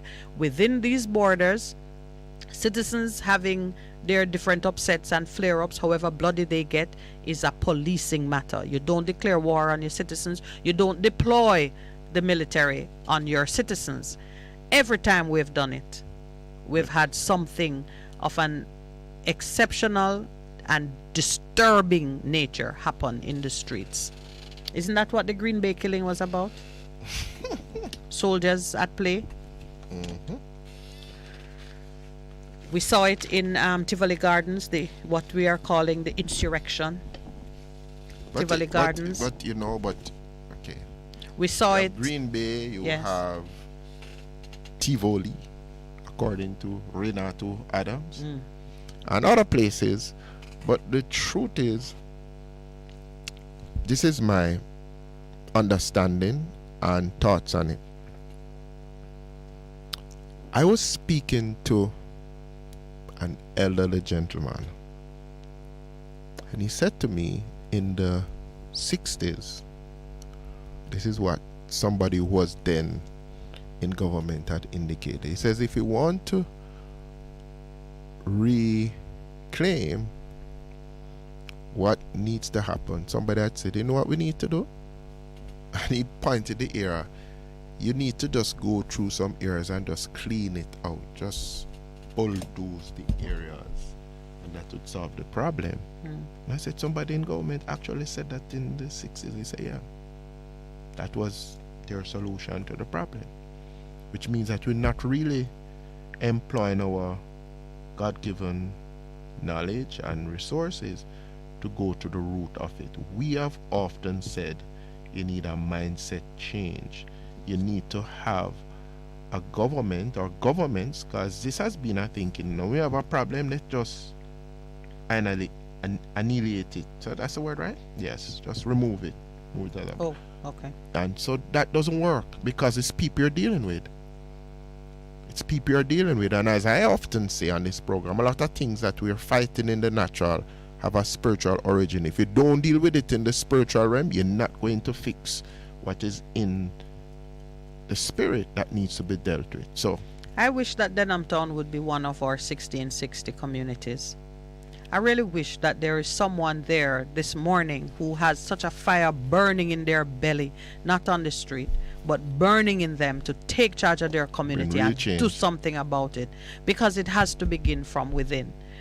Those outside cannot deal with it. If you are a member of that community and you want to see change in your community, I beg you, just take your foot in your hand and make a move in a direction that, as Pastor says, will combine the spiritual work with the work in the natural that will change the outlook for this community. We have seen, I am saying it again, we have seen our government beefing up the military with the clear intent to deploy them against citizens. This is the story on the front page of Easter Monday. Easter Monday, we flush with resurrection power and blood. And on Easter Monday, it said them kill him like I wanna hug them a run down. It never needed. And what was that he trying was to the do? graphic, solemn conclusion of an aunt of Horain Glenn, the 32-year-old man fatally shot in an alleged confrontation with soldiers in Denham Town Saturday evening. What are soldiers doing in Denham Town on Saturday evening? Pointing to the spot in the yard where Glenn was killed at 6:20 p.m., the aunt said that the now deceased had tried to mediate a conflict between her son and a soldier. And my son them a beat and him intervened. The soldier do him wrong and him should just admit same wrong. The aunt, who requested anonymity, said in a Gleaner interview on Sunday, "Good God, man, we are people like them. We give them light to charge their phone so them don't need to come around here and disadvantage we." This is the voice of a Jamaican. It could be me, it could be you, because we see it all the time. Police set up their barricades in your community. I saw it in Augustown, and somebody said to me of Augustown, said, "Miss, we need them here." Because the average citizen cannot withstand the violence when it comes up. They can't respond to it, and so they know they need them here. Here's a lady saying when the people are there, we make them charge them phone. They don't even travel with their own source of power. They are using the citizens for convenience, and then they turn on them. It is our fault. It's our government fault, because soldiers are not supposed to be deployed in the communities against the citizens, no matter how bad the citizens are behave. And I'm not. If it were up to me, we wouldn't have a JDF. It would have gone with the Queen. But we have them. There are other. Maybe we should be hiring them out to go fight war in countries that have war. Yeah, but no, we have another side to it that people Please, can are open not the lines now. understanding. That remove the political control from the army and the police. influence, and a lot of things will just shift overnight. Well, I tell you, I know that we need to depoliticize a lot of these things, and that is necessary. But the truth of the matter is, we deserve to have good politicians who don't abuse the power and misuse the assets that are put there for specific purposes. Yeah, because I remember so enlightened self-interest raised that point last year. Now, why is it that the army is getting so much resources and the police is not getting what they need? Well, many persons were of the view that in the pandemic they were expecting a lot more social disorder, and so a part of the One World Order was to build up this universal army. Good morning and welcome to the Morning Connection. Yes, good morning, PNN. I hope their holiday was good and proper. Attended. Well, yes, I'm not complaining. It was a good... We're grateful. We're grateful. Some of us that's our weekend when we work, but so it is. And restorative practice justice. Yes, ma'am. Okay. The police force are not yet ready to take on recommending persons, because some of them are carrying out criminal action and they will recommend their criminal friends too. Sometimes that is not really their job. But you know that they currently have that role. Many institutions have them listed as a source of recommendation. Yes. They use a certain rank usually. Yeah, it's not just inspector, there's a certain rank that needs to do it. So they do so now. It's not anything new. Yeah, that is true. But I think the justice of the peace is the right set of persons to utilize in those areas, as they are trained in carrying out, you'd say, mediation. Petty sessions. So they now have an idea how the court system works more than, I wouldn't say more than the police. Are we still talking about recommendations? What specific role are you talking about now for the JPs? I'm talking about working within the community to do restorative justice practice. Okay. Yes. There's some more training that's going to be needed. Yeah, you see, right now is the time when we really need the restorative practice to be working more than anything else. And I mean, all police and even the soldiers, they need to learn how to carry out these type of things also, so that they can, in their duty, implement some of it when they are doing it. They don't just go out, as you say, and enforcing the laws or so forth, but trying their best to show citizens the right way before they charge them and so forth in court cases. Well, I agree with you. Thanks very much for weighing in on that subject. I think the JP system should be subsumed by the restorative justice system, so that they are part and parcel of that new thrust. I don't think they should be existing outside of it, and I believe that is the minister's idea too. I hear him talking about JPs becoming more involved at that level. It is definitely the way of the future. You know, I learned an interesting thing when I did an interview with Sizzler. He spoke about Ethiopia having redeemed their own communities and just bringing an end to a certain level of violence by taking that restorative justice approach and doing it at the community levels. They created these circles of elders and youths and so on, where they had peer-to-peer engagement for the resolution of disputes. It is something that was here in Jamaica, we just take the time and cut it out, because when a community used to grow a child, when as elders, you couldn't pass an elder out the road and say hello or whatsoever and thing. Otherwise, your parents here and you get beat. That was what was happening in the community, growing the child in those times. Yes. So you wouldn't find the type of thing that is happening now happening. But we have lost that and shown that away because of certain type of policies that has been followed and pushed by certain part of the system. But the system have always been trying to keep the people divided and against themselves, But you see, see, that is the way how the system can help corruption to infest itself and take charge, Well, you see, there's also the well, first I think there was that business of just not legitimizing or paying any due respect to the Afrocentric systems of governance which remain, the vestiges of which remain in our communities. Once we elected our own governments, they participated in the same colonial business of eradicating the remnants of your Afrocentric culture. That took place under our own government as well. And then the thing they replace it with does not work as well. Yeah, because what has happened, is that they have always been trying to keep the people in subjection, and so they find ways and means to do that more and more from the days of slavery. They take you out of shackle slavery, but they try their best to still keep you in slavery in every way they can. Dividing, because they don't want that unity amongst us. Right. And that is why if we keep looking, look at just the other day, COVID.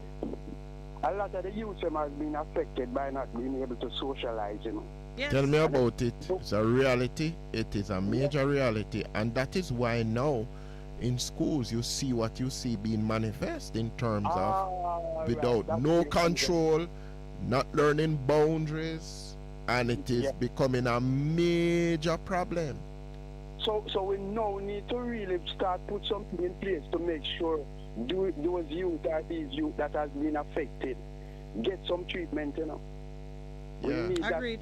And I know, like recently, I think it was Friday, the Guidance Council Association of Jamaica had about 300 young people with their guidance counsel in a time of healing. They call it a healing time and service. And it was good, and they planned to do it in the different parishes. It was in one location, but they said the kids were the young people, because kids are good children. With the young people were so very restored in terms of a lot of them had burdens, because you see, one of the things that's happened to a lot of people is the psychological burden that has been put on them that they've not been able to speak about. That is why the whole thing of the mental status of people have gone down with what has happened in COVID. All right, you see where we're going, Pastor. That is why what I'm looking at this moment, we definitely need all area of the fraternity, of the community, the church, the police, the community person. When you're doing restorative justice / practice within school, even the groundsman himself have to know, he or she have to know how to carry out the restorative practice. You can't just do the children or the teachers. Everybody. Of course, it's everybody, because all of us are stakeholders in it. Yes. So every sector has to be on board. And it is something that I've been speaking with a teacher in a primary school. She is a justice of the peace. But she said what happened, why she don't take it up as yet, is because they're trying to help the youth them get back on track with their medication at this moment. No, man, she have to walk and ride now, because if they're not restored. I'm going to work with her. Yeah, I'm going to work with her. Yeah, man. In getting back up and running. Okay. All right, my brother. Thank you so much. Thank you very much. Really appreciate that intervention and your thoughts this morning. Yeah, man. All right, thank you. There's a question on the chat, Pastor Percival, that I want us to look at. Rosie Posey said, Pastor, how do you deal with it in the spiritual realm? Jamaica has the most churches, and the church is in caps. Okay. We had touched on that just briefly when I spoke about that youngster who has sort of rejected the voice of the church. And you said, while young people are still seeking God. So the spiritual and the church, two different things. Yeah. The first thing, we have a call coming online even as we deal with that. Try, man. So Jamaica has the most churches, but a lot of the churches, unfortunately, have become places of social gathering. They have, they're not spiritual. They're not spiritual, understanding the spiritual implications of their actions and how God has called them to be. And so, even the thing of prayer becomes an important thing, but to make the connection. All right, hold that thought. Yeah. Good morning. Welcome to the Morning Connection. Good morning, Mr. Minett and Pastor. Good morning, sir. This is solution. How was the army, Easter? Very good, thank you. Very good for me. Very busy for me, but good. Busy? Yep. So we had death and we had resurrection and we had weddings too. Why? To what I want to Jamaica and everything the pay the raise right now. Aye. It's soon coming in, it coming. I never knew I see a little thing with Vegas done by Percival Beach. I never knew that them out to shut out the private people, the citizens them out of the beach down here. Which one? Peach Beach or not Puerto Rico? Or Pearl, which one? Puerto Rico. What have you seen? From what I gather, Vegas was showing that the private beach fence off a part of the wall and a Red Cross of another place over there. That's Peach like Beach. A private thing. And no, then now that's Peach Beach. Come again? That's Peach Beach. The Red Cross is in charge of Peach Beach, having been the Red Cross, being a non-governmental organization, was put in charge of it for the use and benefit of the public because somebody needed to be in control of it. That beach is coming from some bauxite company ownership of long ago, something that is still abhorrent to me. And they put the Red Cross in charge of it. And the Red Cross was gifted with a gate by some wealthy members of the nearby community. And it has created a problem because citizens don't have easy access to it. Is that what you're talking about, or there's something else that happened recently? That same thing I was talking about, because from what I gather, I believe the land must be a court for the citizens to access the beach, because they want taking the beach, a part of the beach, so where the citizens supposed to go free. Well, I certainly hope that every Jamaican who has, and the truth of it, it's not just of interest to the people in St. Anne, it's of interest to people in all of Jamaica, because the Constitution says we are entitled to fight for the protection of the environment so that it is available to us for leisure. It is a part of our heritage. So if there's a court, I'd love for you to, is there a court case for real? Because that has not been reported on. From what I gather from the live from Vegas, because it seems like him got it up for him to give me, like, I'm here and deal it. So I just hear from him like that a court right here now. I don't know truth it. I think that issue was raised sometime last year, and the minister was trying to bring the two parties together in order to resolve it. But you what I go on. It's the sad thing about it, but I can't really understand. You see the Prime Minister goes down and really defend the people who put him in a part, Like, for instance, evil land where the people build them house. Some people live on it for 7 years. And you tell me, say, a little white man comes from, I just can't understand this man here. Every day and drive and near and coffee, because it's not different people. Hello? No, I can't. I cannot object to what you're saying. I can't object. I've been in that position of feeling that I have no one standing for me against the forces of the rich and powerful, especially the international ones. And that is what I look to my government to do. I can't handle a citizen against citizen combat, but... It is a citizen who put him where him is. Well, the citizen can also change it.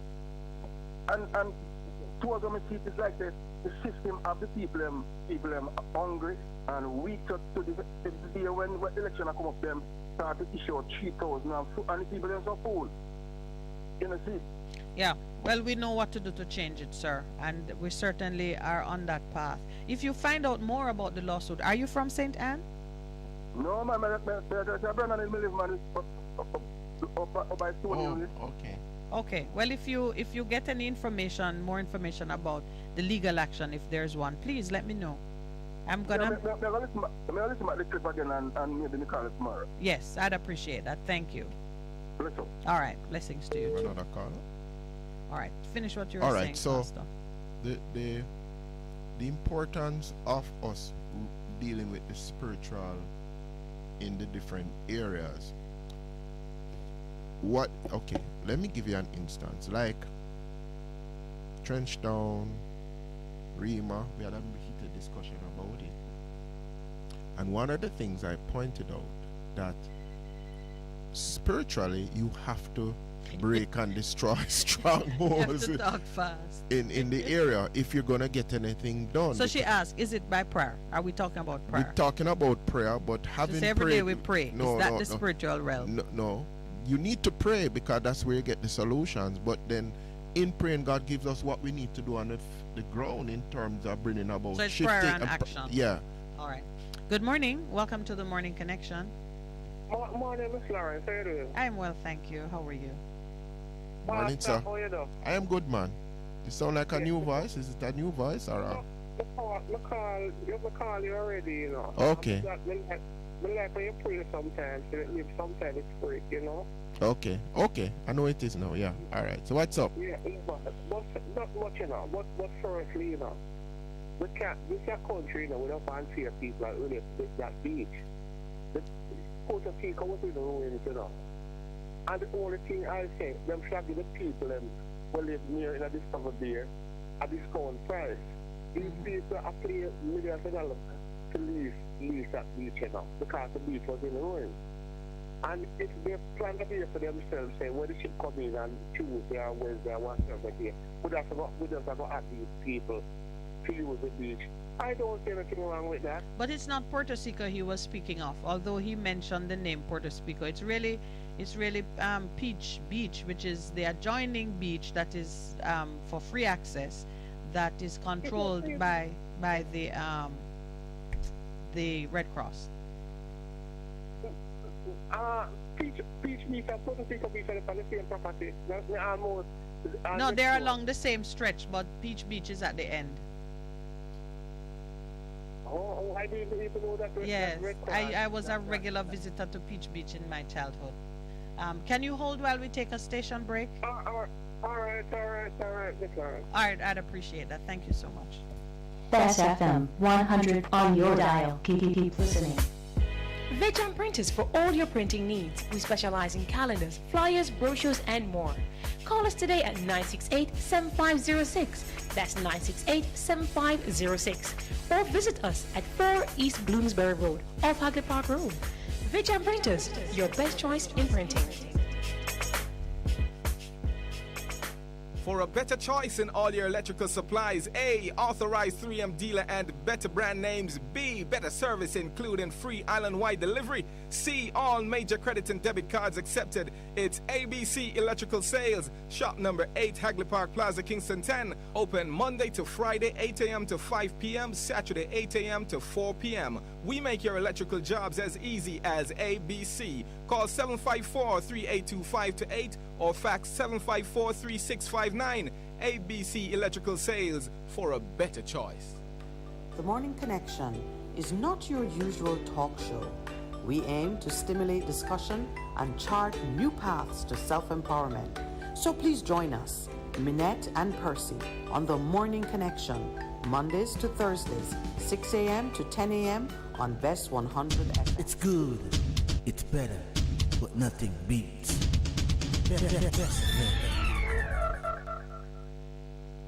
Welcome back, and thank you to the caller who has been waiting for us. Go ahead, my brother. Solution man. Yes, Miss Lawrence and Pastor. Although, you know, I am probably for we are talking about beaches this morning. Yes. Although all of the beaches that are the North Coast, you can use them to pay a fee for going them, you know. Some of the fees are very exorbitant, and some is really about $2,000 or $3,000 they can pay for going them, you know. But I think people should really get to use all of the beaches then. But what is saying about to use a man beach and put up a package there beside beach like in Barbados and all those countries. And then if you want to relieve yourself, you can go use them in facilities. Well, I don't see what things that really makes, you know, yeah. Or beaches. But the government, they have supplied the government have some beach right along the North Coast still, you know. Yeah. There's a lot of times people are quarrel about this and that. What about some beach there? For them can use. Well, you know. Go ahead. Right. Go on. No, I was going to say that one of the expectations of the government is that these assets or these heritage assets that are for easy enjoyment by all and sundry. Our tax dollars have to be apportioned to put the amenities in place, to keep them clean, to provide sanitary convenience so we can wash our hands, use the toilet, those basic things. And we should not have to be relying on private sector money to go in and do these things so that the citizens end up having a charge of a sort that really make the thing inaccessible. This is one of the things that we have to insist on. For the people rules from a long time, and the people, the ships are coalition and this company. They could have just take the beach and spend bar some money and fix the place, they know. Remember, a lot of person in the news are the force of people beach. That's one of the favorite. Yeah, and I'm saying that our children should have that kind of enjoyment too. I know it is a cost to keep these facilities up to a certain level, but it is our tax dollars that are supposed to be used in this way. Yeah, absolutely right. Before we go. Yes. I mean, that happened. Those is on Charfield, the soldier killed the man. Denham Town. Charfield is in Denham Town. Which one are you talking about? Sorry. The soldier that killed the youth that went into the yard. Recently, man. Yes, that's in Denham Town. I don't know because they constantly saying Charfield on one of the news that I heard, but I don't know if Charfield is in Denham Town proper. Charles Street, Charles Street is in Denham Town. Yeah. It's in Denham Town? Yeah, man. Well, they're saying that the demonstration involved Spanish Town Road, Charles, North, Regent, and Beeston Streets. I went to that Catholic school in St. Anne's. St. Anne's. We go to school at St. Anne's in Yeah, man, St. Anne's. It was St. Anne's Secondary, but it has become something else, a skills training center. It's in Denham Town, when I went there, yeah. Principal always said to me, if you don't call the school St. Anne's NNA, because it is not Anne's. I went to the school in there, so I'm telling you. Okay. All right, so no problem. All right, then. Take care. Take All care right. of yourself. All right. Thank you, my brother.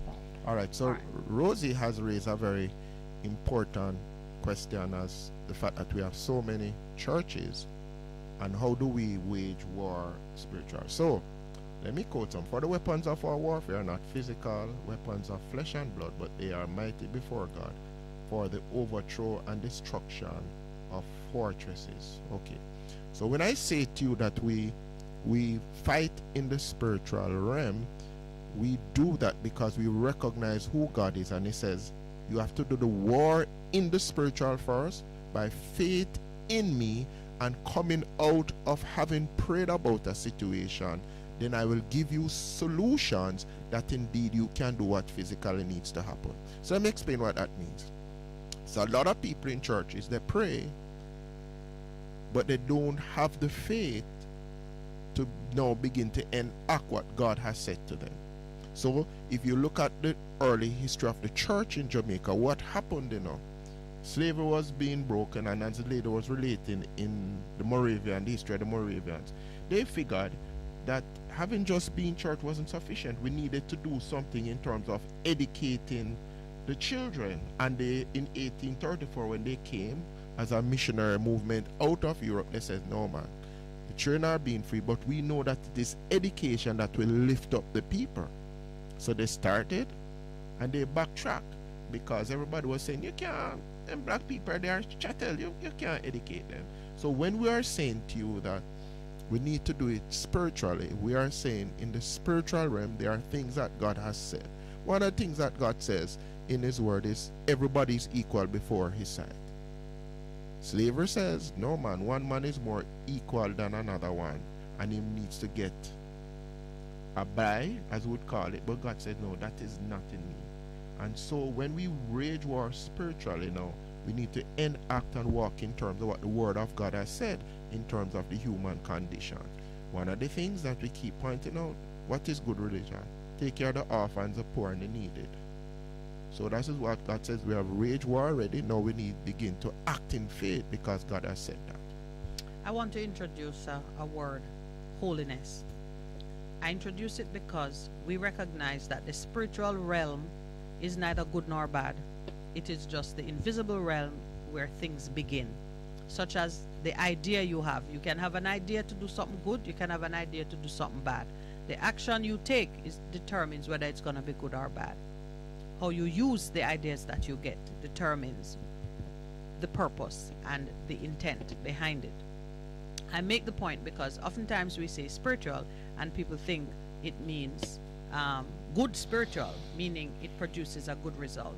If that were so, then there would be no explanation for the mayhem and the chaos that we see, because that too comes from a spiritual place. Those who are moving in that direction are diligent and they are working the spiritual realm for their own objective. So much so that we are hearing about guard rings. Where you think that come from? The idea that protection resides in a spiritual investment in an article that is in the physical world, it's very spiritual. That's where it's coming from. We, on the other hand, who are members of churches and believers in God, and we, the good people, so to speak, are not putting in the same level of effort to get what we want to see happen in our country. So when Pastor says we got to address it in the spiritual realm, it means a couple of things. In the same way that they are feeding the negative, which gives them the result that is overwhelming us, we need to feed the positive that will give us the result to counteract what is happening in our communities. And that's why I mentioned the word holiness, because it's not just any prayer coming from somebody who lives a life that they don't really care either way. One of the reasons we are not seeing the impact or the effectiveness of our prayers is that our prayers have become obnoxious. A stench. Yeah. They are not getting anywhere because they are not backed by lives that reflect the holiness and the righteousness of God. And the humility of, because I want to introduce, it says, go ahead. But let this mind be in you, which was also in Christ Jesus, who being in the very form of God, thought it not robbery to be equal with God, but made himself of no reputation, and took upon himself the form of a servant, and was made in the likeness of men. And being found in fashion as a man, he humbled himself and became obedient unto death, even the death of the cross. One of the things that we are missing as church today is the whole thing of humility,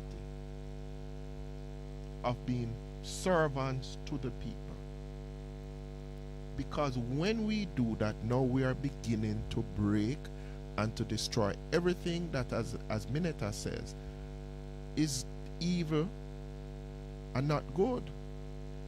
And so that is what I believe is missing in terms of a lot of churches today. We are not humble. So to recap, when we say address it in the spiritual realm, we are referring to the action of going in the invisible.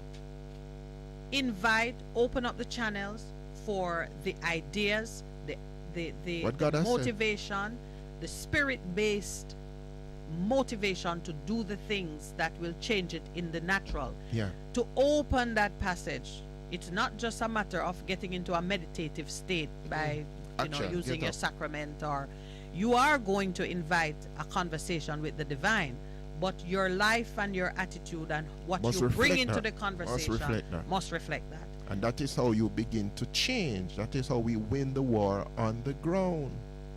So, for example, you heard me prophesying this morning. I said the Ukraine medical students need to go find a partner in the private sector, sit and make out their case and create an internship program so they can complete their studies. That idea is not coming from any negative place. That idea is coming from a heart and a spirit that is open to finding solutions that are beneficial to both sides of the divide, to everybody, and it not cost you nothing. And I will say it freely. I will say it freely in the hope that somebody who hears it, it will catch in their imagination and they will do something about it. That's how it works. But I am a praying person, and I am a person who seeks to keep my heart and my spirit pure so that I can get those kinds of ideas. Those revelation and inspiration. Precisely. So I deal in the spiritual. But then when I get an idea like that, I don't just keep it to myself. Let it I go, say sister. it out. I let it go. And if somebody were to call me and say, Miss Minett, you said so and so, do you know a doctor or a place? Sure, I know a doctor or a place that you could start with. And that's what it is about. That's what it is about. All So, right. we say we So pray. let's reopen the lines, because I closed the lines very briefly so Pastor could deal with this issue, because we don't want persons to think that we are saying, oh, get in the spirit and just be praying and No, be praying man. and praying. No. The first thing is you got to consecrate yourself to go into that kind of conversation and intercession. And then when you come out of it, You you get need answers to the solution. You need to work the answers that you get. You don't just get the answers and put them down somewhere. Good morning, caller. Welcome. How are you today? Good morning. Welcome to the Morning Connection. Yes, greetings to you both. Thank you. Are you saying that all spirit is good? No, we never said that. I said it's neither good nor bad. It is what you do when you go into it, because you can come out with something very bad. Spirit is neither good nor bad. You say spirit is neither good nor bad. The spiritual realm is neither good nor bad. You draw from it what you want, and depending on what you go in. Spirit, all right, Miss Minett, please, Miss Minett. Spirit is neither good nor bad. So say you. The spiritual realm, I said. Just like how the world is neither good nor bad. There's good in it and bad in it. Oh, now you're saying it's spiritual realm. Well, I know. Anyway, let me ask a question. Sure. Do demons exist? Of course. Of course they exist. Are they spirit? Yes. So you are bad spirit then? Yes. Yes. Oh, okay. Tell the people them say, there are a million churches in Jamaica, yes. Every church in Jamaica is surrounded by 5 bars, rum bars. Every rum bar is filled with spirits, ignorant, illiterate men. And the churches are filled with women and dominated by women. And it's filled with abominations and sorcery and witchcraft. I am to tell the people that? Or you are telling us that? No, I think you're telling them. Tell them now too. That's not my experience, but you're telling them. I'm not saying every single church. Obviously, in life, there is not too many absolutes. Not every single church, but most rum bars are filled with men and illiterate men who can't read and write. I don't know that to be so. I don't visit Oh, rum you bars. don't? Have you passed one? Have you stopped at one lately? I mean, you have the ordinary intelligent man who might stop for a drink. Yes. But I thought the vast population of the rum bar are some ignorant, ready to kill man. Really? It is? Yes. Because I've been in many rum bars, and most of the men that when I interact with them, most of them is not ignorant or ready to kill men. Yeah? Yeah. That has been my experience. So I'm not afraid to go into a rum bar. And I'm going, no, but I tell you the truth. My experience has been a lot of the men who are in rum bar is the managers and the engineers and the so on, and them stop for a drink. Stop for a drink. The rum bar them uptown. No man.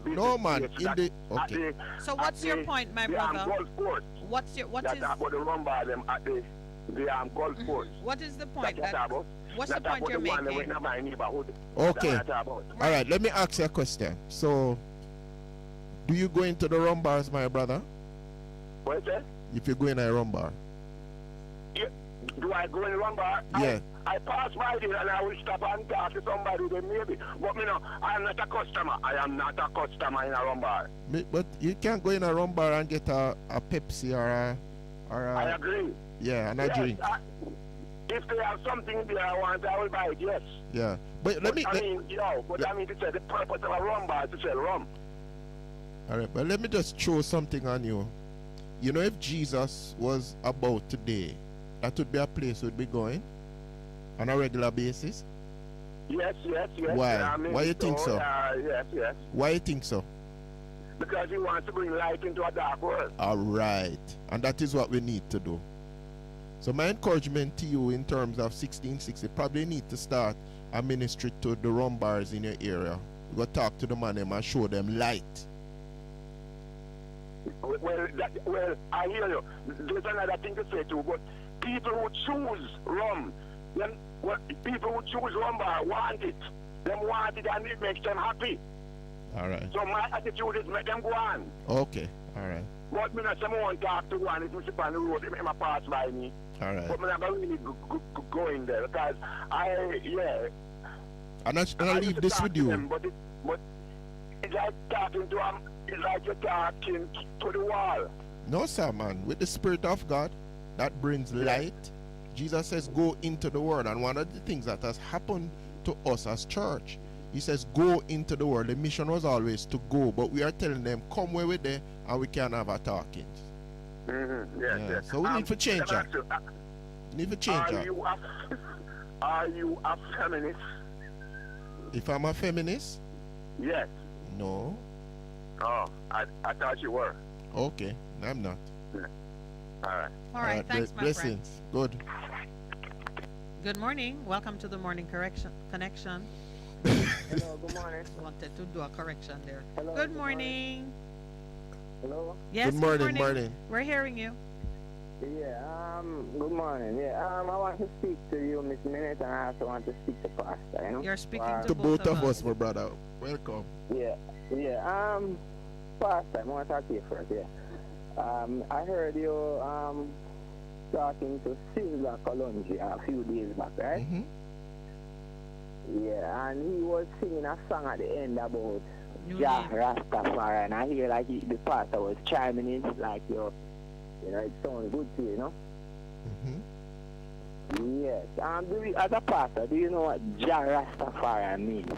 Jah is the name of God, and Rastafari is a title. Rastafari. Rastafari is a title given to Haile Selassie, yeah. Rastafari is Selassie name is Rastafari Makonnen. Lich Tafari Makonnen. So whenever you hear Rasta said, Jah Rastafari.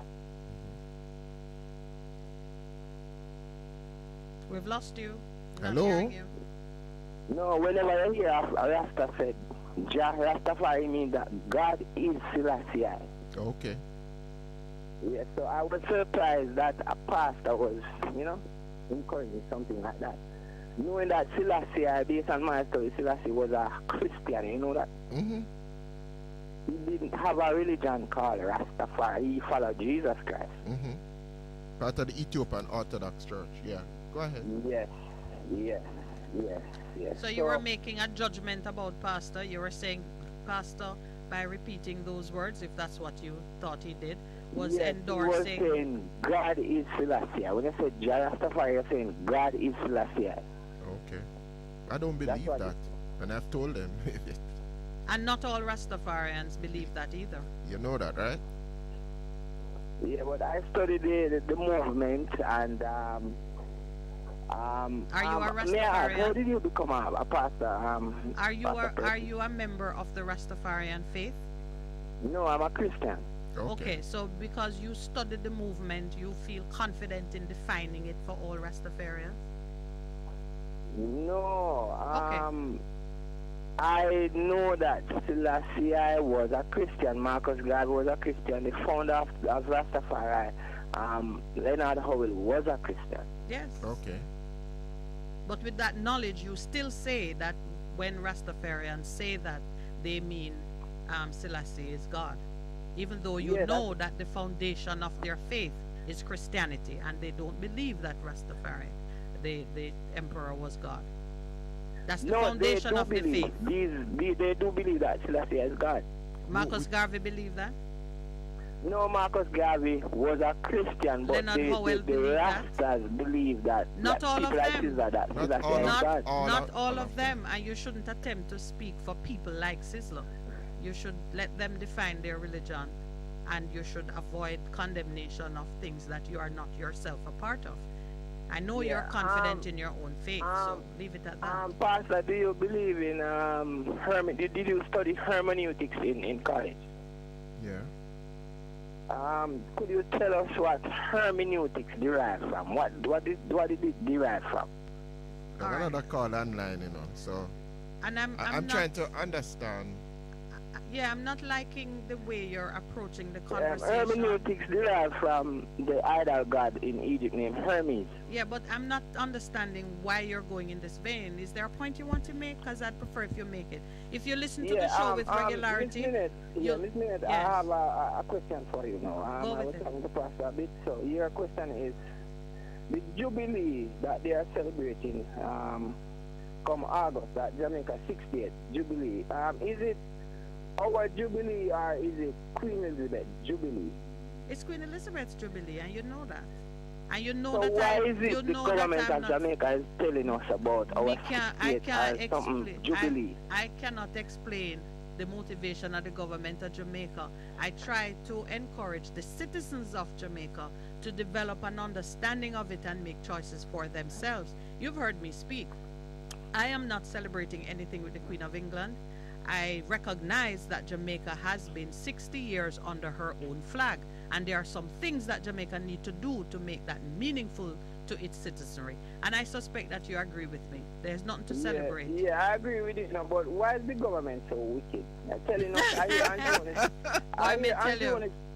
telling us about our golden jubilee when it is Queen Elizabeth is celebrating her jubilee. Yep. Queen Elizabeth is 75 years, yes. That's not a jubilee. Jubilee is 50 years. It's Jubilee plus. Jubilee plus. A jubilee is 50 years. But the fact of the matter is, whatever they want to call it, nothing for Jamaica to celebrate. Jamaica have lots of catching up to do, and there are some things we need to take charge of. One person is expressing such a deep interest in it, and I hope that you will continue the struggle and help to point a way forward for the citizens. Because, we need change. I would say before I go, yes, I believe come the 6th of August, yes, no Jamaican must go to the stadium to celebrate anything with Andrew and the PNP. Let them don't do it, because we are not yet independent. Yep. Okay, all right. Love it. Thank you. Thank you, brother. Enjoy your day. Thank you. Somebody. Good morning. Welcome to the Morning Connection. Morning, my lady. Yes, morning, Enlighten. How you doing? You surprised here that I'm going to run bar? Huh? You're surprised here that I'm going to the run bar? No, man, the run bar is a good place, man. Aye, I hear you. You get some of the most intellectual conversation take place in the run bar, True. Well, maybe not the ones where our brother visit. He said the ones in his community. You know. The run bar has changed nowadays, because you notice the guys them that they're not going to run bar. It's about a road with a little cup with some boom and something inside it. They're not going to run bar. People used to sit in the bar and have decent conversation, and run some nice joke and all this thing, and if you notice the men them that used to drink at the run bar, they might say, I can't kill nobody. True. Well, one of the things that sometimes will suffer is them home life, because some of them spend too much time in the bar. We agree with you, yes. And money too. Yeah, and the money that them never, but when it comes to things like violence and all the people, I talk about the men them not intelligent. Those are very intelligent man in a certain respect. Yeah. That's what I can't talk about anyhow. Yes. I have a problem. I am looking at Jamaica, and every day I'm getting more disappointed in the country, the courses of the country. Now, I live in Portmore, and there's no place in Portmore I can go and sit under a tree and read a book or something like that. What the country is just developing into a big concrete. They pouring concrete, walking all over the place and pouring concrete and good agricultural land, and them you don't find a park. The last grid space in town, them decide to concretize it down Euro Circle Park and tell them how to build parliament. And what some of the things that we Jamaicans talk about, we can't ever talk about them something, We lose all our beaches. All the beaches you're traveling from St. Mary to Montego Bay. There's all you look at the nice blue Caribbean Sea over there, you can't go and go to that. The Jamaicans, what? Because them turning out together, why we not looking at nothing at all, man? Well, I mean, that is a part of it, but are you saying you don't see a path to reversing that? No. And we're fooling ourselves if we see a path, because the people have to reverse it, you know. And, so that is the path. Conversation of the people. That is the path. They're not talking about those things. But that is the path to reversing it. So even what we are doing here is a small effort.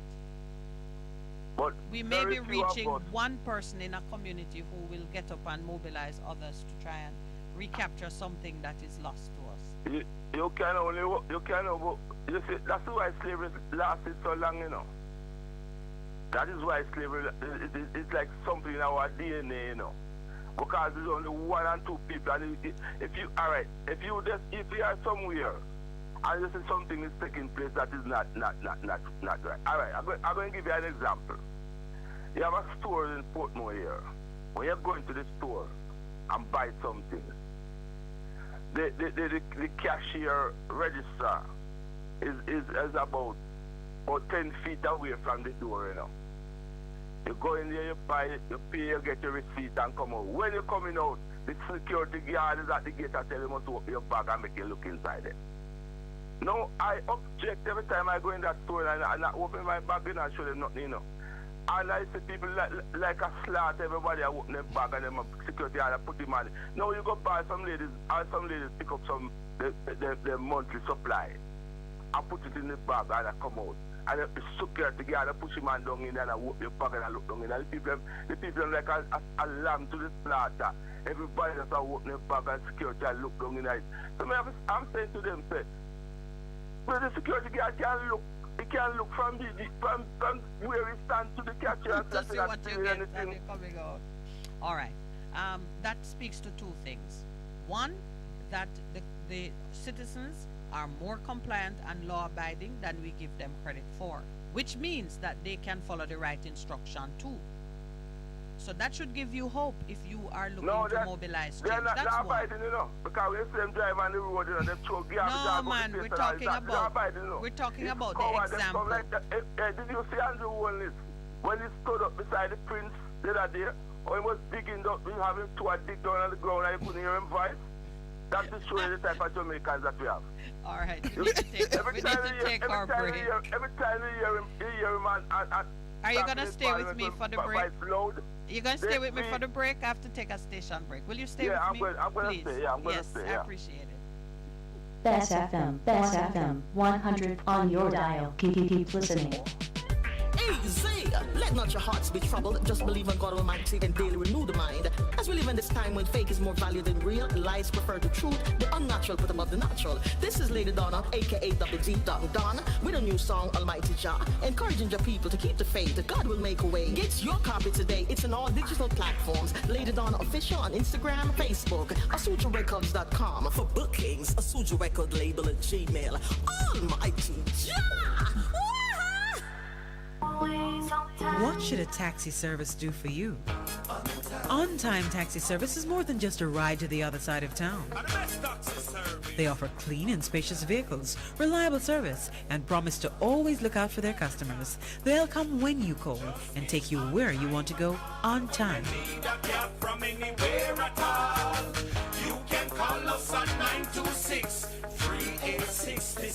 We are something special on the road. Veg1 Printers for all your printing needs. We specialize in calendars, flyers, brochures, and more. Call us today at 968-7506. That's 968-7506. Or visit us at 4 East Bloomsbury Road, off Hagley Park Road. Veg1 Printers, your best choice in printing. It's good, it's better, but nothing beats.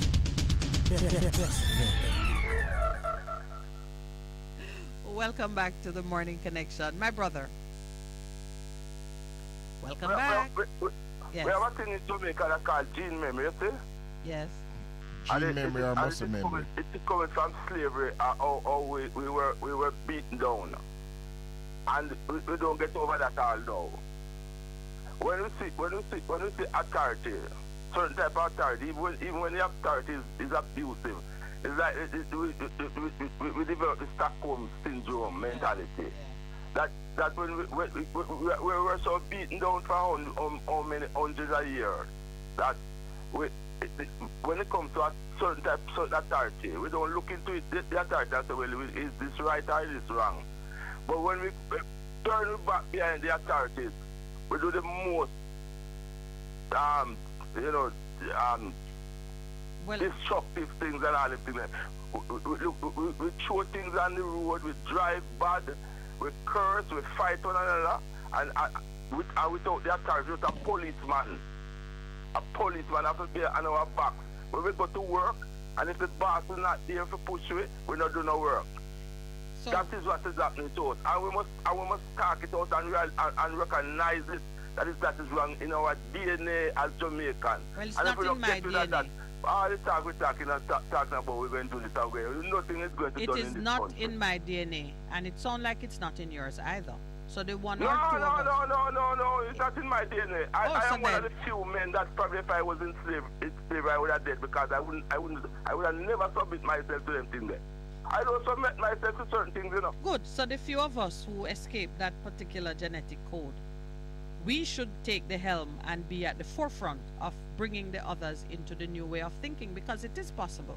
Just the way you see persons cede their right at the door and let a security man search up then something, it means that if they get an instruction that is beneficial, they can follow it too. That's what it says to me, that people are more pliable than we think as Jamaicans. One prime minister in the past said we're ungovernable. Not true. Not true.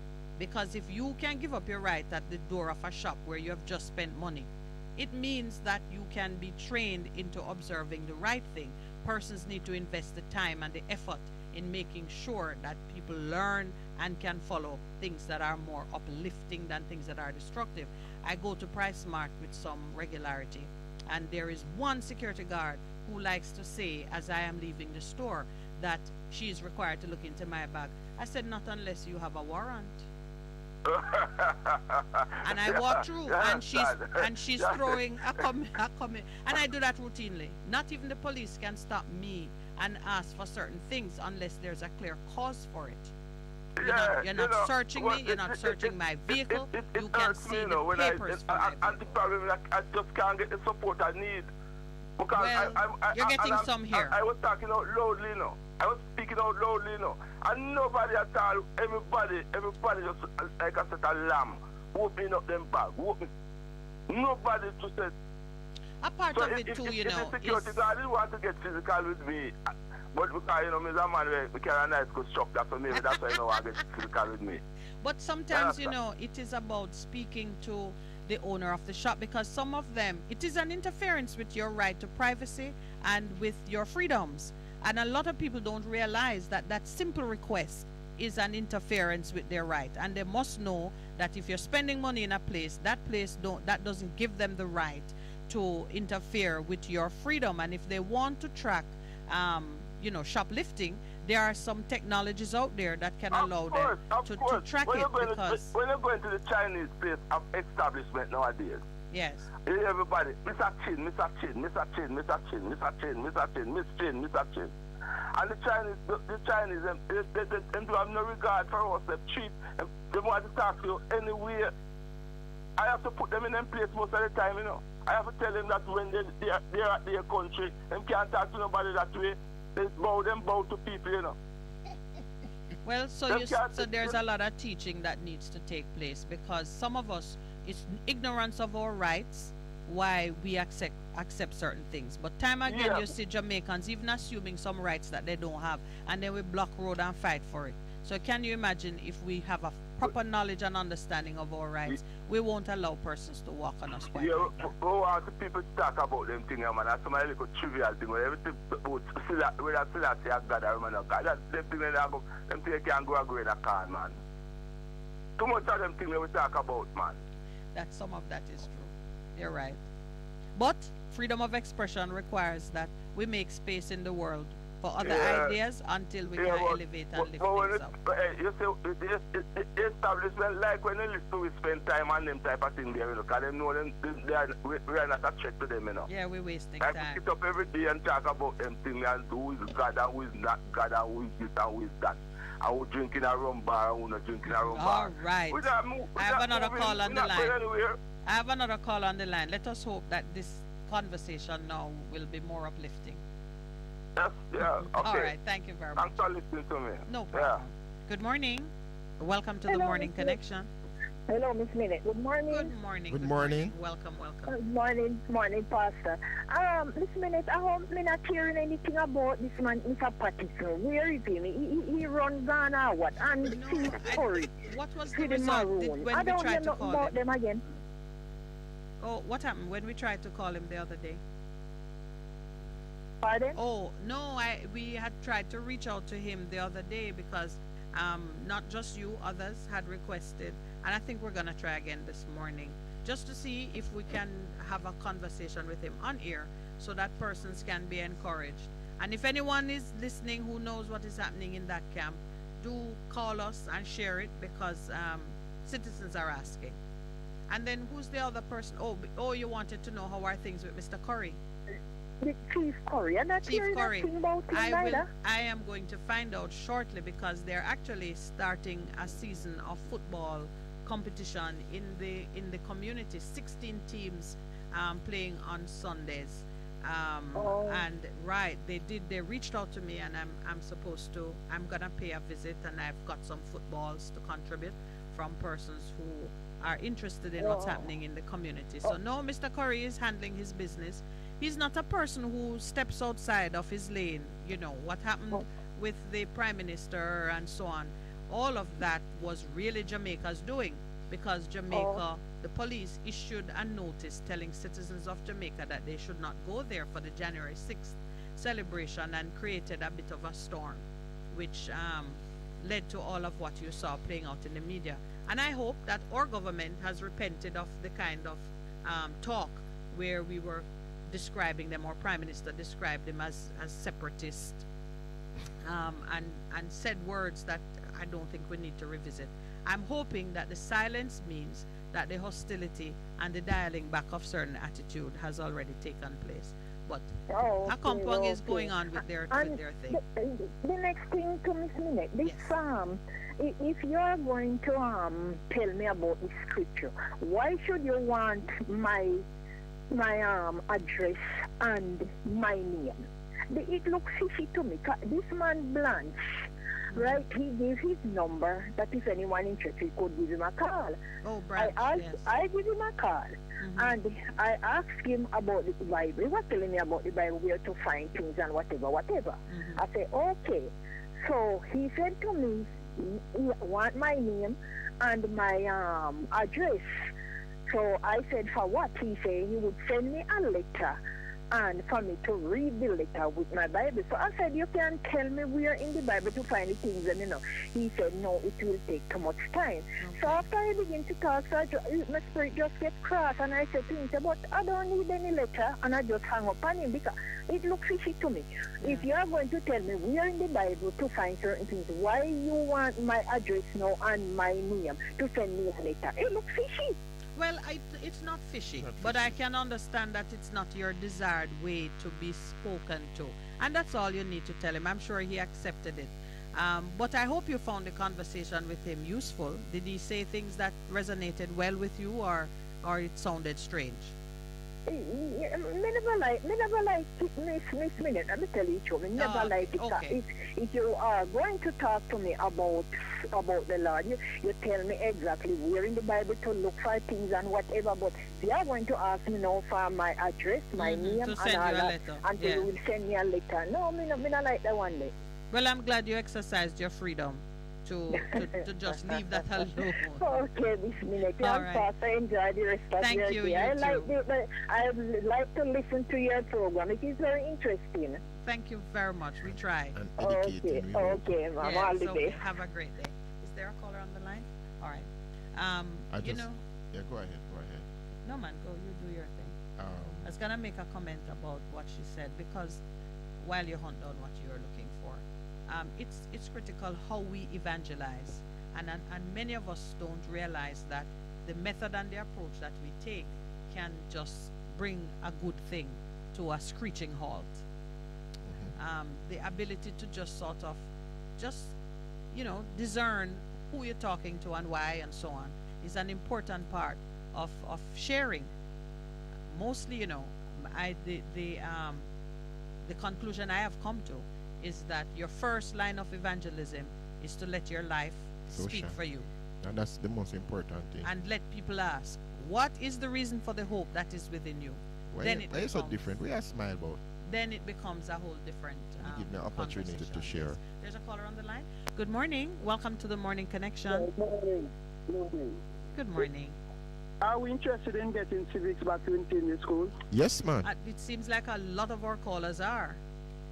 Because one of the things is that, as I said, I'm listening to enlightenment. Yes. Self-enlightenment.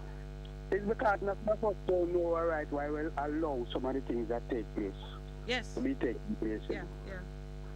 And people need to have an idea how to administer their rights by learning a little about the constitutional rights and human fundamental rights and freedoms. Yeah. And so we need to see how best we can pass on some of these information to persons as we go along with it. But can I tell you, perhaps the biggest issue is self-esteem. Because a lot of people know their rights. Some things they know said nobody should take that step with them.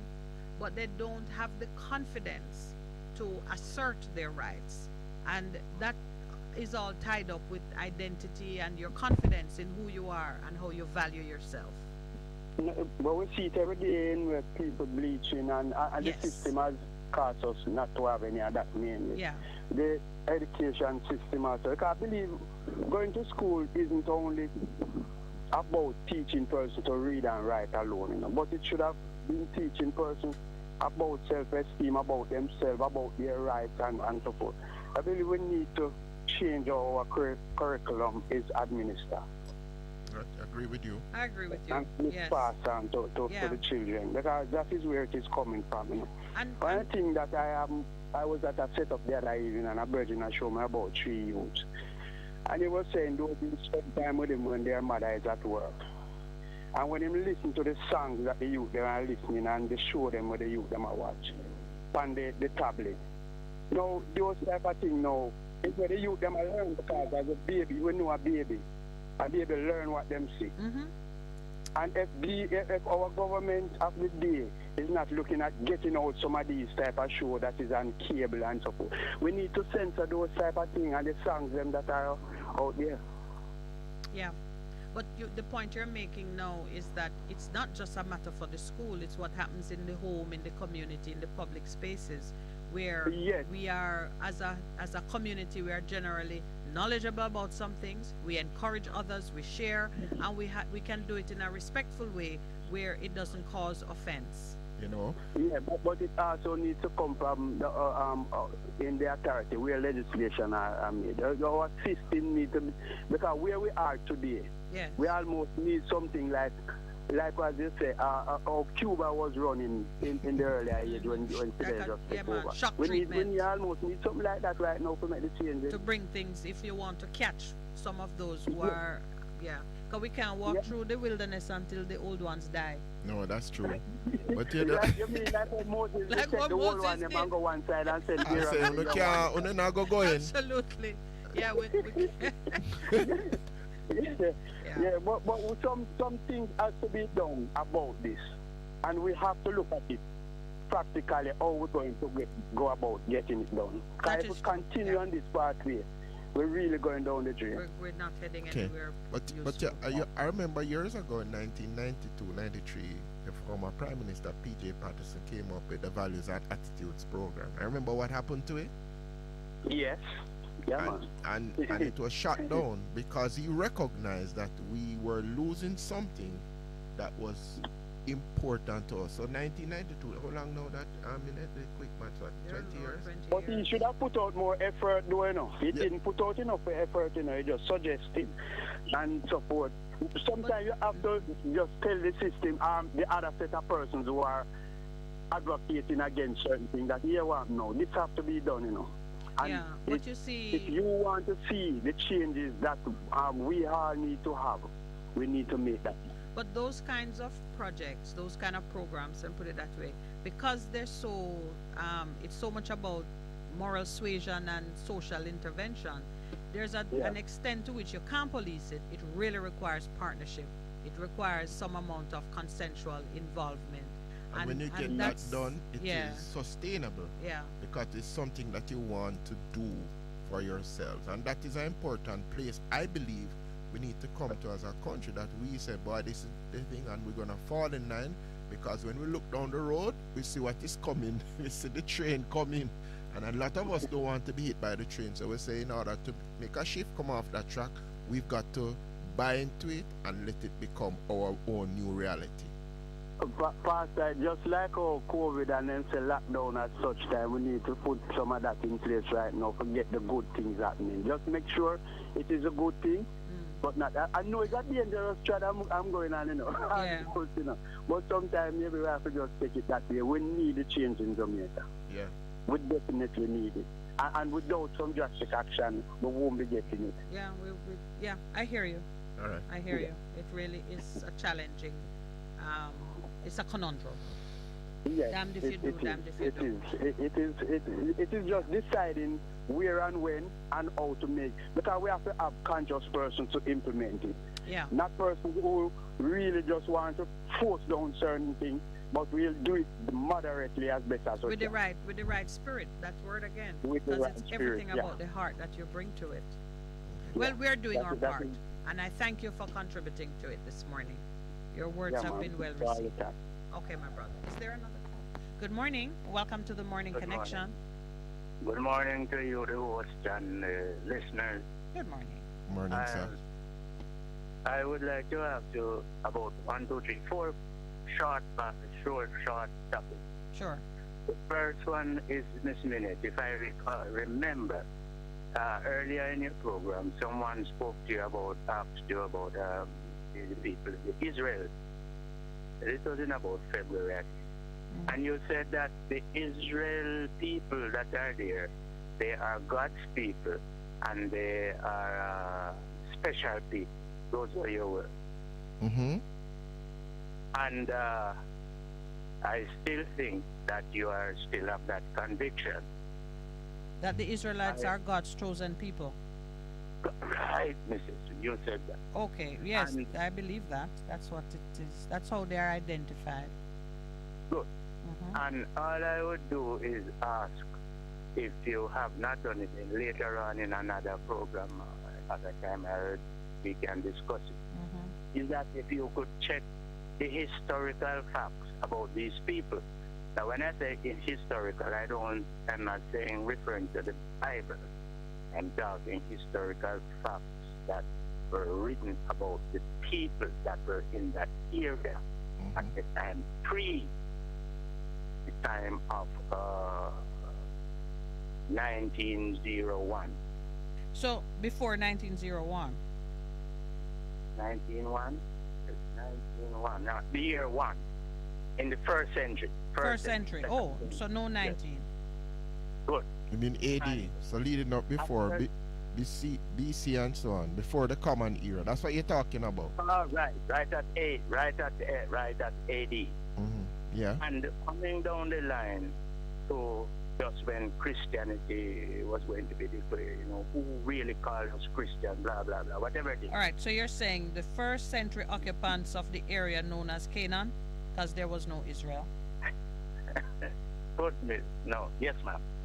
And what these people had in their hands, and for how many years they had certain documents in their hands. Okay. I won't use all of the time to discuss that. Okay. Good. The next thing is there was a conference of Nicaea, Pastor. Nicaea, Yes, conference of Nicaea. And the Western Christianity, as I conclude and see, is based on nearly the whole thing in its entirety, except one part where some say the Trinity, and there's a problem with the Trinity. Right.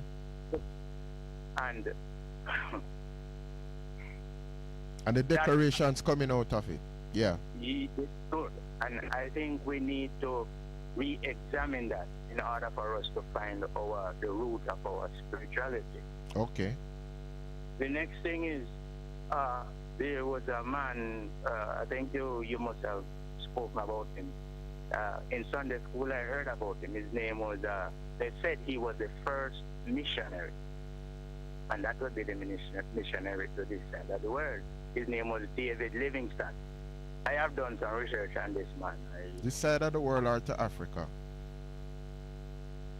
Well, that's what them said. I learned in Sunday school that he was the first minister. Minister? First missionary. Missionary. You mean out of England to go to Africa? Well, let us say yes. Good. And what I've read about him and other books, I know that he was no missionary. He was on a mission, yes. I won't go into that today. Okay, all right. And the fourth point? I can say he's a criminal. Okay. And the last part of it now is what is happening to us present day. When there was some compensation for slavery, the enslaved people of Africa, money was paid out to the planters and the church. My conclusion and comment, Pastor, is that what is happening to the young people is a re-examination of the Christian religion and how it is being put to us and the practices left, right, and center, and what it actually did to bring the people of African origin. What it did to do what? What it has done to we, the people of African origin. Yes. Okay. And my last part is that's why I'm searching for this book. Because it does not specifically outline something, but it correlates incidents. And I thought you had gotten the book. This book that is called History of Jamaica by Clinton Black. I thought you got it. I thought you got it. You never meet up with the gentleman? No. It's the wrong edition, sir. What they have done is, I don't want to go into it, that they are doing something, suppressing information. Stripping away the information. Okay, I hear what you're saying. And they found from one edition to two. What they have done, sir, the first one, that was the original, is 1958.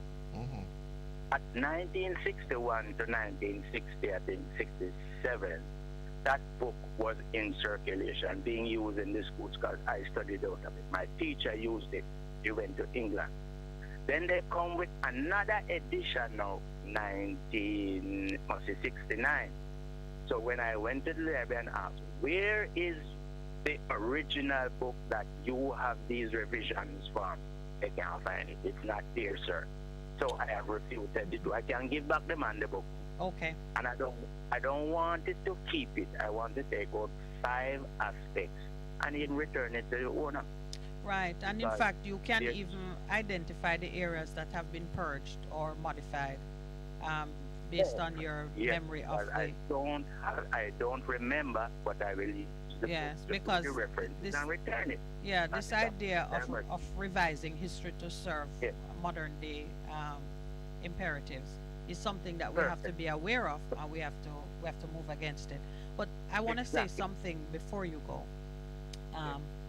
The first thing is that from probably I was 10 years old, I have removed from my own motivation an overwhelming dependence on the Eurocentric view of who I am, my identity, my history, and my spirituality. From I was 10 years old. My spirituality is based in a relationship with my Creator God. I find the Bible very useful. I will not take away from its power and its usefulness in understanding and communicating. But I do not depend on any concept that is fed to me or that is curated to keep me in a position, in whatever position somebody has preordained for me. That's me personally. So when I was a little bit of a person who shouldn't even be saying those things, I would say that I detest and am not bound by what I call then organized religion. That was my big speech as a teenager coming up. 14 years old, I'm making that speech. I'm not bound by those strictures, and I cannot even tell you what is the foundation of that kind of rebel spirit in me, but that is so for me. When I speak here, I'm not speaking because I am persuaded by anything done by persons of a point of origin or a position that is unfamiliar to me. So I make a distinction between church and religion and your intimate personal relationship with your creator, and I believe that I am a created being. I'm just saying that even as you talk about Israel, and I those are not things that, so one of the reasons I'm saying it too is because if you never find that book, if you never get to rebuild the precise road on which we travel to be where we are, you still exist, you still have freedoms, you're still connected to the rest of humanity through some connections that are real, even if persons try to strip it away and water it down. What you're saying is actual fact, and the book would help. It won't change certain things, but it will bring forward the light, because it stretches, it affects the church, the laws we have today, and the British monarchy. Yes. It's a serious aspect that I'm on. Yes, and I know that some people need to see it in black and white, so to speak, to connect with it and begin to make the change. I am somebody who I am prepared to pull the change out of the spiritual realm. No matter to me that nobody ever did it that way before. No matter to me that everybody else is doing something else. Never has. And I'm too old now, I would think, to try a different way. All right, my brother, thank you very much. It's time for our break. Thanks to the producer. Thank you very much. You're welcome. Bess FM. Keep listening. One in. A hurricane we name. Are we rough? Whether we are man hurricane or woman hurricane. We want you know that. We come here to mash up building, blow down things and take life. Flood out place. We no ramp. We no respect no one. So no take no chance with we. Listen to Adprem and prepare. Hurricanes do happen, so be prepared. Yes, be prepared. A message from the Office of Disaster Preparedness and Emergency Management. There will be days when you're too tired to move, to drive, but you think you have to, because your vehicle won't wash itself, right? But no, you don't have to visit a car wash. 123 Mobile Car Wash will come straight to you. Yes, you heard right.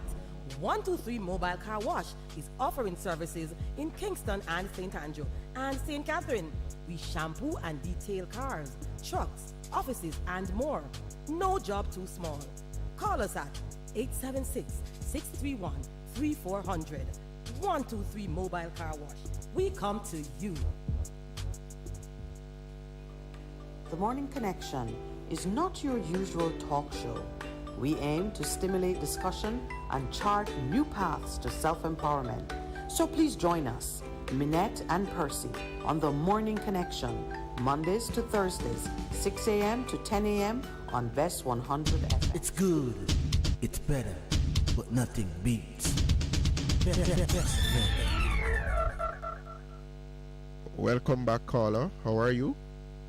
Good morning. Good morning, Wayne. Mr. Wayne, how are you? I'm good, you know. I'm very good. That's yeah, my little plant, you know, my plant, yeah, they must supply me so much food. Me, I want them to eat it. I want to lick it up with my plant. Yeah. What you planted, Wayne? What you planted? What you planted? I plant pak chow, callaloo, corn, okra, lettuce. So we need to visit you and do our shopping. Me have cabbage for plant and cauliflower But we wait for time and the position of the moon before I do the planting, you know? Okay. Yeah, man, time and season. You have the farmer's almanac again? You have it? Yeah, I use that too. Yeah, it's important. Yeah, I try to gather all the natural knowledge of life and work with it, you know? And I always get good results. Yes, sir. Not beat nature, not beat the laws of God. So what do you do with the excess? You share it, you sell it, what do you do? I'm thinking about learning how to store them, you know. Yes, we need an agro-processing. I'm meditating and I'm going to go find some deeper studying to store the excess. Yes. As well as we can sell it too. Or you can barter. I was watching. Alright, I don't know if I barter because I'm not really the meat eater. Okay. You know, so if when I plant every vegetable, I can't plant that I need. So in the end, I don't know I barter. Yeah, man, because if somebody might. I barter too. Okay, go ahead, Wayne. I saw something was very interesting, but go ahead. I'm thinking about not the caller we just talked about, the one they called before him, right? Anyway, the point is you can't help nobody unless you help yourself first. You have to can help yourself before you can help others, right? Yes. Now, if the state of the world, well onto the country, is so deteriorated, so rotten, and so filthy, right? We'd still love to help and lift ourselves from the standard there and put yourself in holy and good standard and pure standard.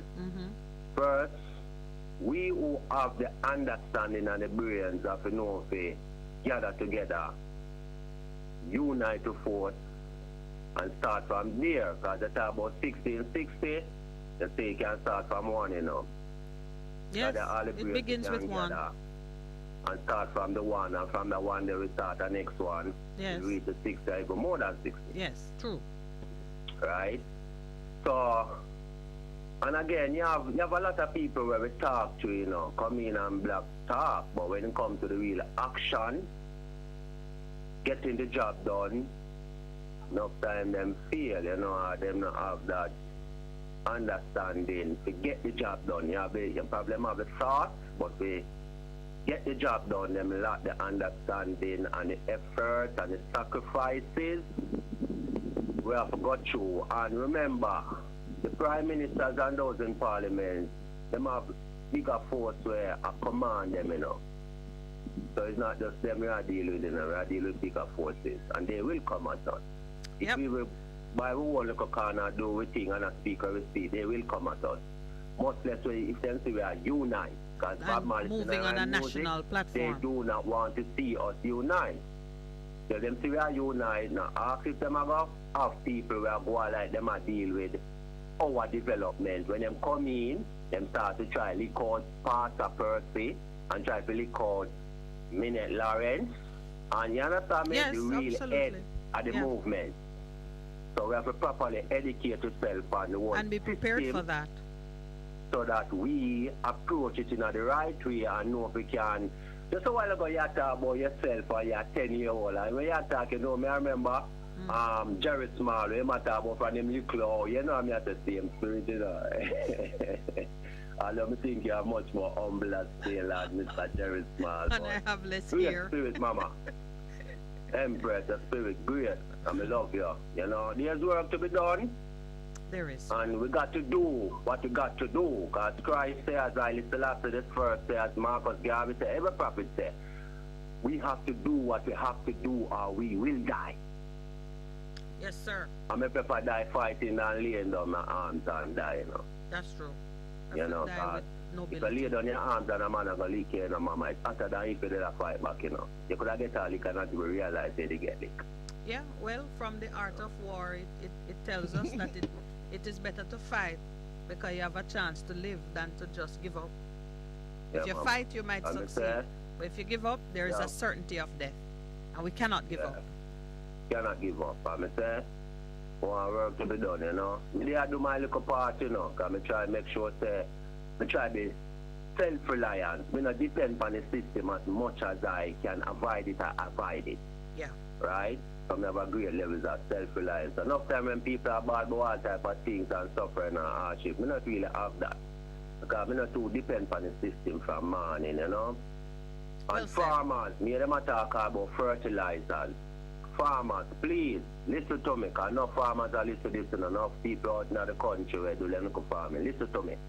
Stop worrying about them fertilizers where come from Europe, because these fertilizers only feed the food, but it's not feeding the earth. And it make the earth weak. We deal with natural fertilizer that feed the earth, in return feed the food. So both is benefiting from what we are putting in it. Go natural. Get the plants them, get the bush them, get the leaves them, get a little fall down, or your goat down, mix it in, green grass, dry grass. You know, once a week you can store it around, wet it up, and it break down and use back that time. I tell you, all the insects them run from your plant. Because the healthier the thing is, or the less insect you have. Yeah. Just like how the healthier you eat, mama and Mr. Pastor, my brother, my father, the more virus and sickness run from your body, don't? Absolutely. The healthier you are, the better your immune system. That's my contribution this morning. I appreciate Mama, sir. Good contribution. Love you. Love you so much. We're glad we can talk to you and hear you. Bless up. Thank you very much. All right. I'll wait for the next caller. Good morning. Welcome to the Morning Connection. Hello, good morning and welcome. Hey, Neville, good morning. Why are you, Neville? I'm good, man. Neville, you drop off the paper yet? Did you come by and drop off that document for me? No, I'm going to do it, man. I'm going to do it. It's part of my portfolio, so I have to do it because CFEC is so near and Pep. Yes. Oh, you're under pressure with time. I have to be rounding up the children because it's not a lot of time, Levi. It's a lot of work. Understood. Yeah, two things I want to say. Over the weekend, Sri Lanka default on their national debt. Sri Lanka. It's true. I saw that. Sri Lanka is now in bankruptcy. Russia, the Russian Railway Corporation, they also forfeit on their international debt. And that is causing a lot of jitters in the world. And we see where gold prices hit $2,000 an ounce yesterday. So all of you out there who have gold, hold on to your gold. Gold is God's money, and gold and silver will become precious commodity as we go along in this trial times. Now, Pastor, Miss Minett and listeners, basketball is a big thing in North America and in the world, right? All right. And most of the basketballers, they get millions of dollars. One of the basketball owners for the Bucks, the Milwaukee Bucks in America, he had a meeting with his players, and he told them he controls a hedge fund. And he told them that there's a serious banking crisis in the world. And if they have any money which is above 250,000 US in their account, they must take out the excess money and put it into other bank accounts, because if the banking system crashes in America, they only can get up to 250,000 on each account. That is what the hedge fund manager for the Milwaukee Bucks in America telling these millionaire basketballers. Fast forward to Jamaica. If the insurance for the banks in Jamaica is $1.2 million per account. If you have anything above 1.2 million in your bank account at Scotia Bank or NCB or wherever, go and take out the excess and put it into another account, because if the banking system in Jamaica collapses again, there won't be any more FinSac. There'll be no bailout. No bailout. They're going to have what you call a bail-in, meaning that the bank can seize your money and pay you only what the insurance company authorizes them to pay, which is the insurance coverage of $1.2 million, because this war that you see is going on, and with what is going on over the world with this digital technology, the capitalists in the world have no choice but to thief what they can thief in order to maintain their lifestyles, and putting that out there again. Secondly, Pastor and Miss Minett, did you know that the word Batman was originating in the Jamaican culture? I did not know. Yeah, 3 words made it to the English dictionary that was originated in the Jamaican culture, and you can do your own research. One name baby father, one name baby mother, and one name bad mind. I want to touch on the bad mind.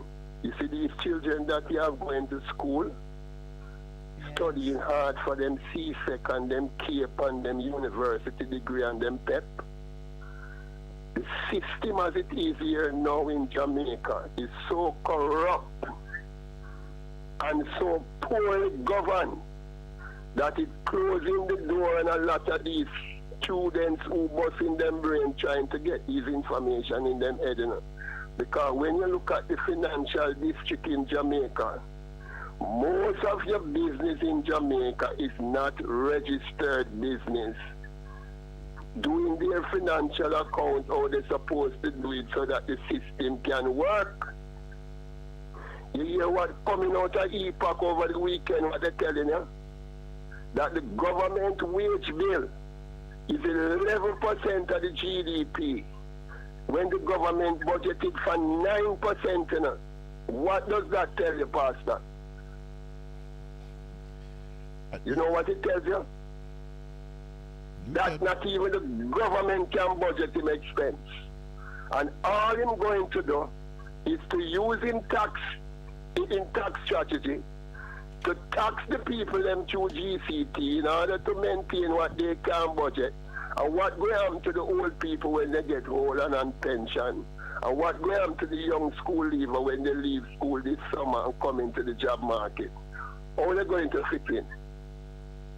But you're touching on the area now of social responsibility, because there are a number of things that even if all businesses were registered and doing their best, there are some things that the real cost of them exceed the capacity of the government, whether it is because they have misapportioned or misappropriated funds. Yeah, for whatever reason, there are some things. Yes. The government have a thing named the national debt that they negotiate with their crony capitalist friend, 60% of which is owed by Jamaican creditors. And the government will have to do something about his national debt, either by deferring the debt for 10 years so that it can create some financial space for the average Jamaicans to get themselves organized in this scheme of things. Or if the country ever crash, you know, Jamaica is on a trajectory to crash. So the average man will listen to all this show and I go on like them want to still use other people and trick up other people, and I go on like you only have a limited time to do so. We have to create a sense of unity, respect, and manners to each other so that we can fix back our community and recognize that it is not where you live, but it's how you live. That's true. And the PNP and the GLP can't help you again because they're tricksters, and me tell you that. All right. Okay, we have another caller. All the best, thank you. Thanks Bless very you. much. Good. Good morning and welcome to the Morning Connection. Yeah, Pastor and Miss Minett, good morning again. Good morning. Yes, I did call earlier talk about some other thing. Yeah, I hear a gentleman call talking about Israel and the people in Israel, if they are real Israelites. Based on my knowledge of the scriptures, you see? The people in Israel, they are the true Israelites. Never read one scripture. There's Acts 18 verse 1, Psalm verse 1. After these things, Paul departed from Athens and came to Corinth, and he found a certain Jew named Aquila, born in Pontus, lately came from Italy, with his wife Priscilla, because that Claudius had commanded all Jews to depart from Rome. The Old Testament also states that these people would return. Okay. Would return and settle in their land and be peaceful. Okay, but just for clarity, what he posed to us and what he asked me to do was to look at who were the occupants of this area, the area known as Canaan, in the 1st century. Call it modern Nepal. Yeah, because there was no Israel at that time. Israel is but Jacob's new name. Abraham, God showed Abraham that land many years ago. We understand that. Man, we're not disputing that, We're certain about the geographic area. What he asked was to research, and he didn't say who they are. He just said, do a check historically to see the identity of the individuals who were occupying the land at that time, and what documents they had that spoke to their relationship with the land. So he raised that a question for greater inquiry. So, but thank you anyway for taking up the challenge and sharing what you know. The people in Israel, they are Israelites, and I can prove it from Bible. All right, my friend, we're gonna take our leave now because we're at that time of the show. We're not we're not disputing it. All right, my brother. Thank you very much for calling. All right, well. May I just say thank you to those who online and on air have participated in the program this morning. To the crew in the house, thank you very much. Pastor Percival, thank you also. I know you have a big schedule today, so we're not going to linger. We have to get out of here as efficiently as we can, and just wish you all a blessed day. Yeah, new wine coming forward. Need an escape? No problem, man. Come to Jamaica where freedom is yours. We go out of our way to treat you like royalty. And ensure that you capture the most beautiful memories and experiences. Capture the golden sunshine. The white sandy beaches. The colorful island rhythm. Capture everything and take a piece home with you. Come, discover our island paradise. Jamaica, where everything cool.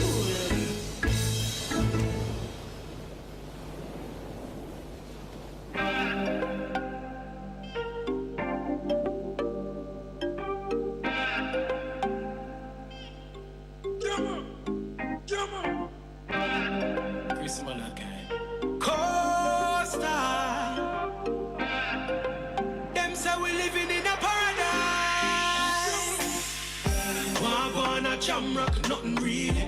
I try stop box, but it not so easy. Place cramp up, can't move freely. Government say them care, but I can't feel it. Them a treat my life like a freestyle vibes. Too much wrong bang, we know it don't right. Telling me lies and try make it sound nice. And I smile and I pound like everything cool, everything nice. Don't mind me, I'll be just fine. Like I always have to be. Who's gonna fight for me? Everything fall, but still I keep standing. Like I always have to do. Can't wait for them come true. Them say out of many one. Each man look out for them fellow man. Them a preach equal rights, but it seem like one more equal than the other one. And me working hard and the funds now run. We still are with the bumps to the same old song. And I tell the world say no problem man. Welcome to Sweet Jam Dam, where everything cool, everything nice. Don't mind me, I'll be just fine. Like I always have to be. Who's gonna fight for me? Everything cool, everything dandy. Everything fall, but still I keep standing. Like I always have to do. Can't wait for them come true. We are gonna make it true. Everything cool. Not that we always do. And the hot top skin up on up, but everything ice cold. Everything cool, everything nice. Don't mind me, I'll be just fine. Like I always have to be. Who's gonna fight for me? Everything cool, everything dandy. Everything fall, but still I keep standing. Like I always have to do. Can't wait for them come true. Everything cool, everything nice. Don't mind me, I'll be just fine. Like I always have to be. It's like nobody now fight for we. Everything cool, everything irie. One like said them not moving slimy. That they always try to do. But them can't take we for fool.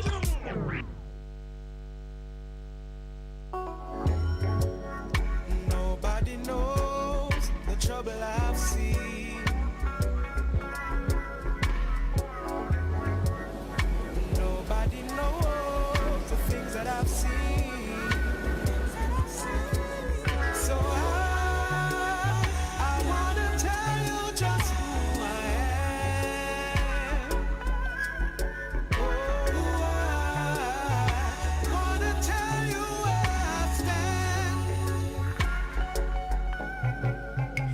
I say?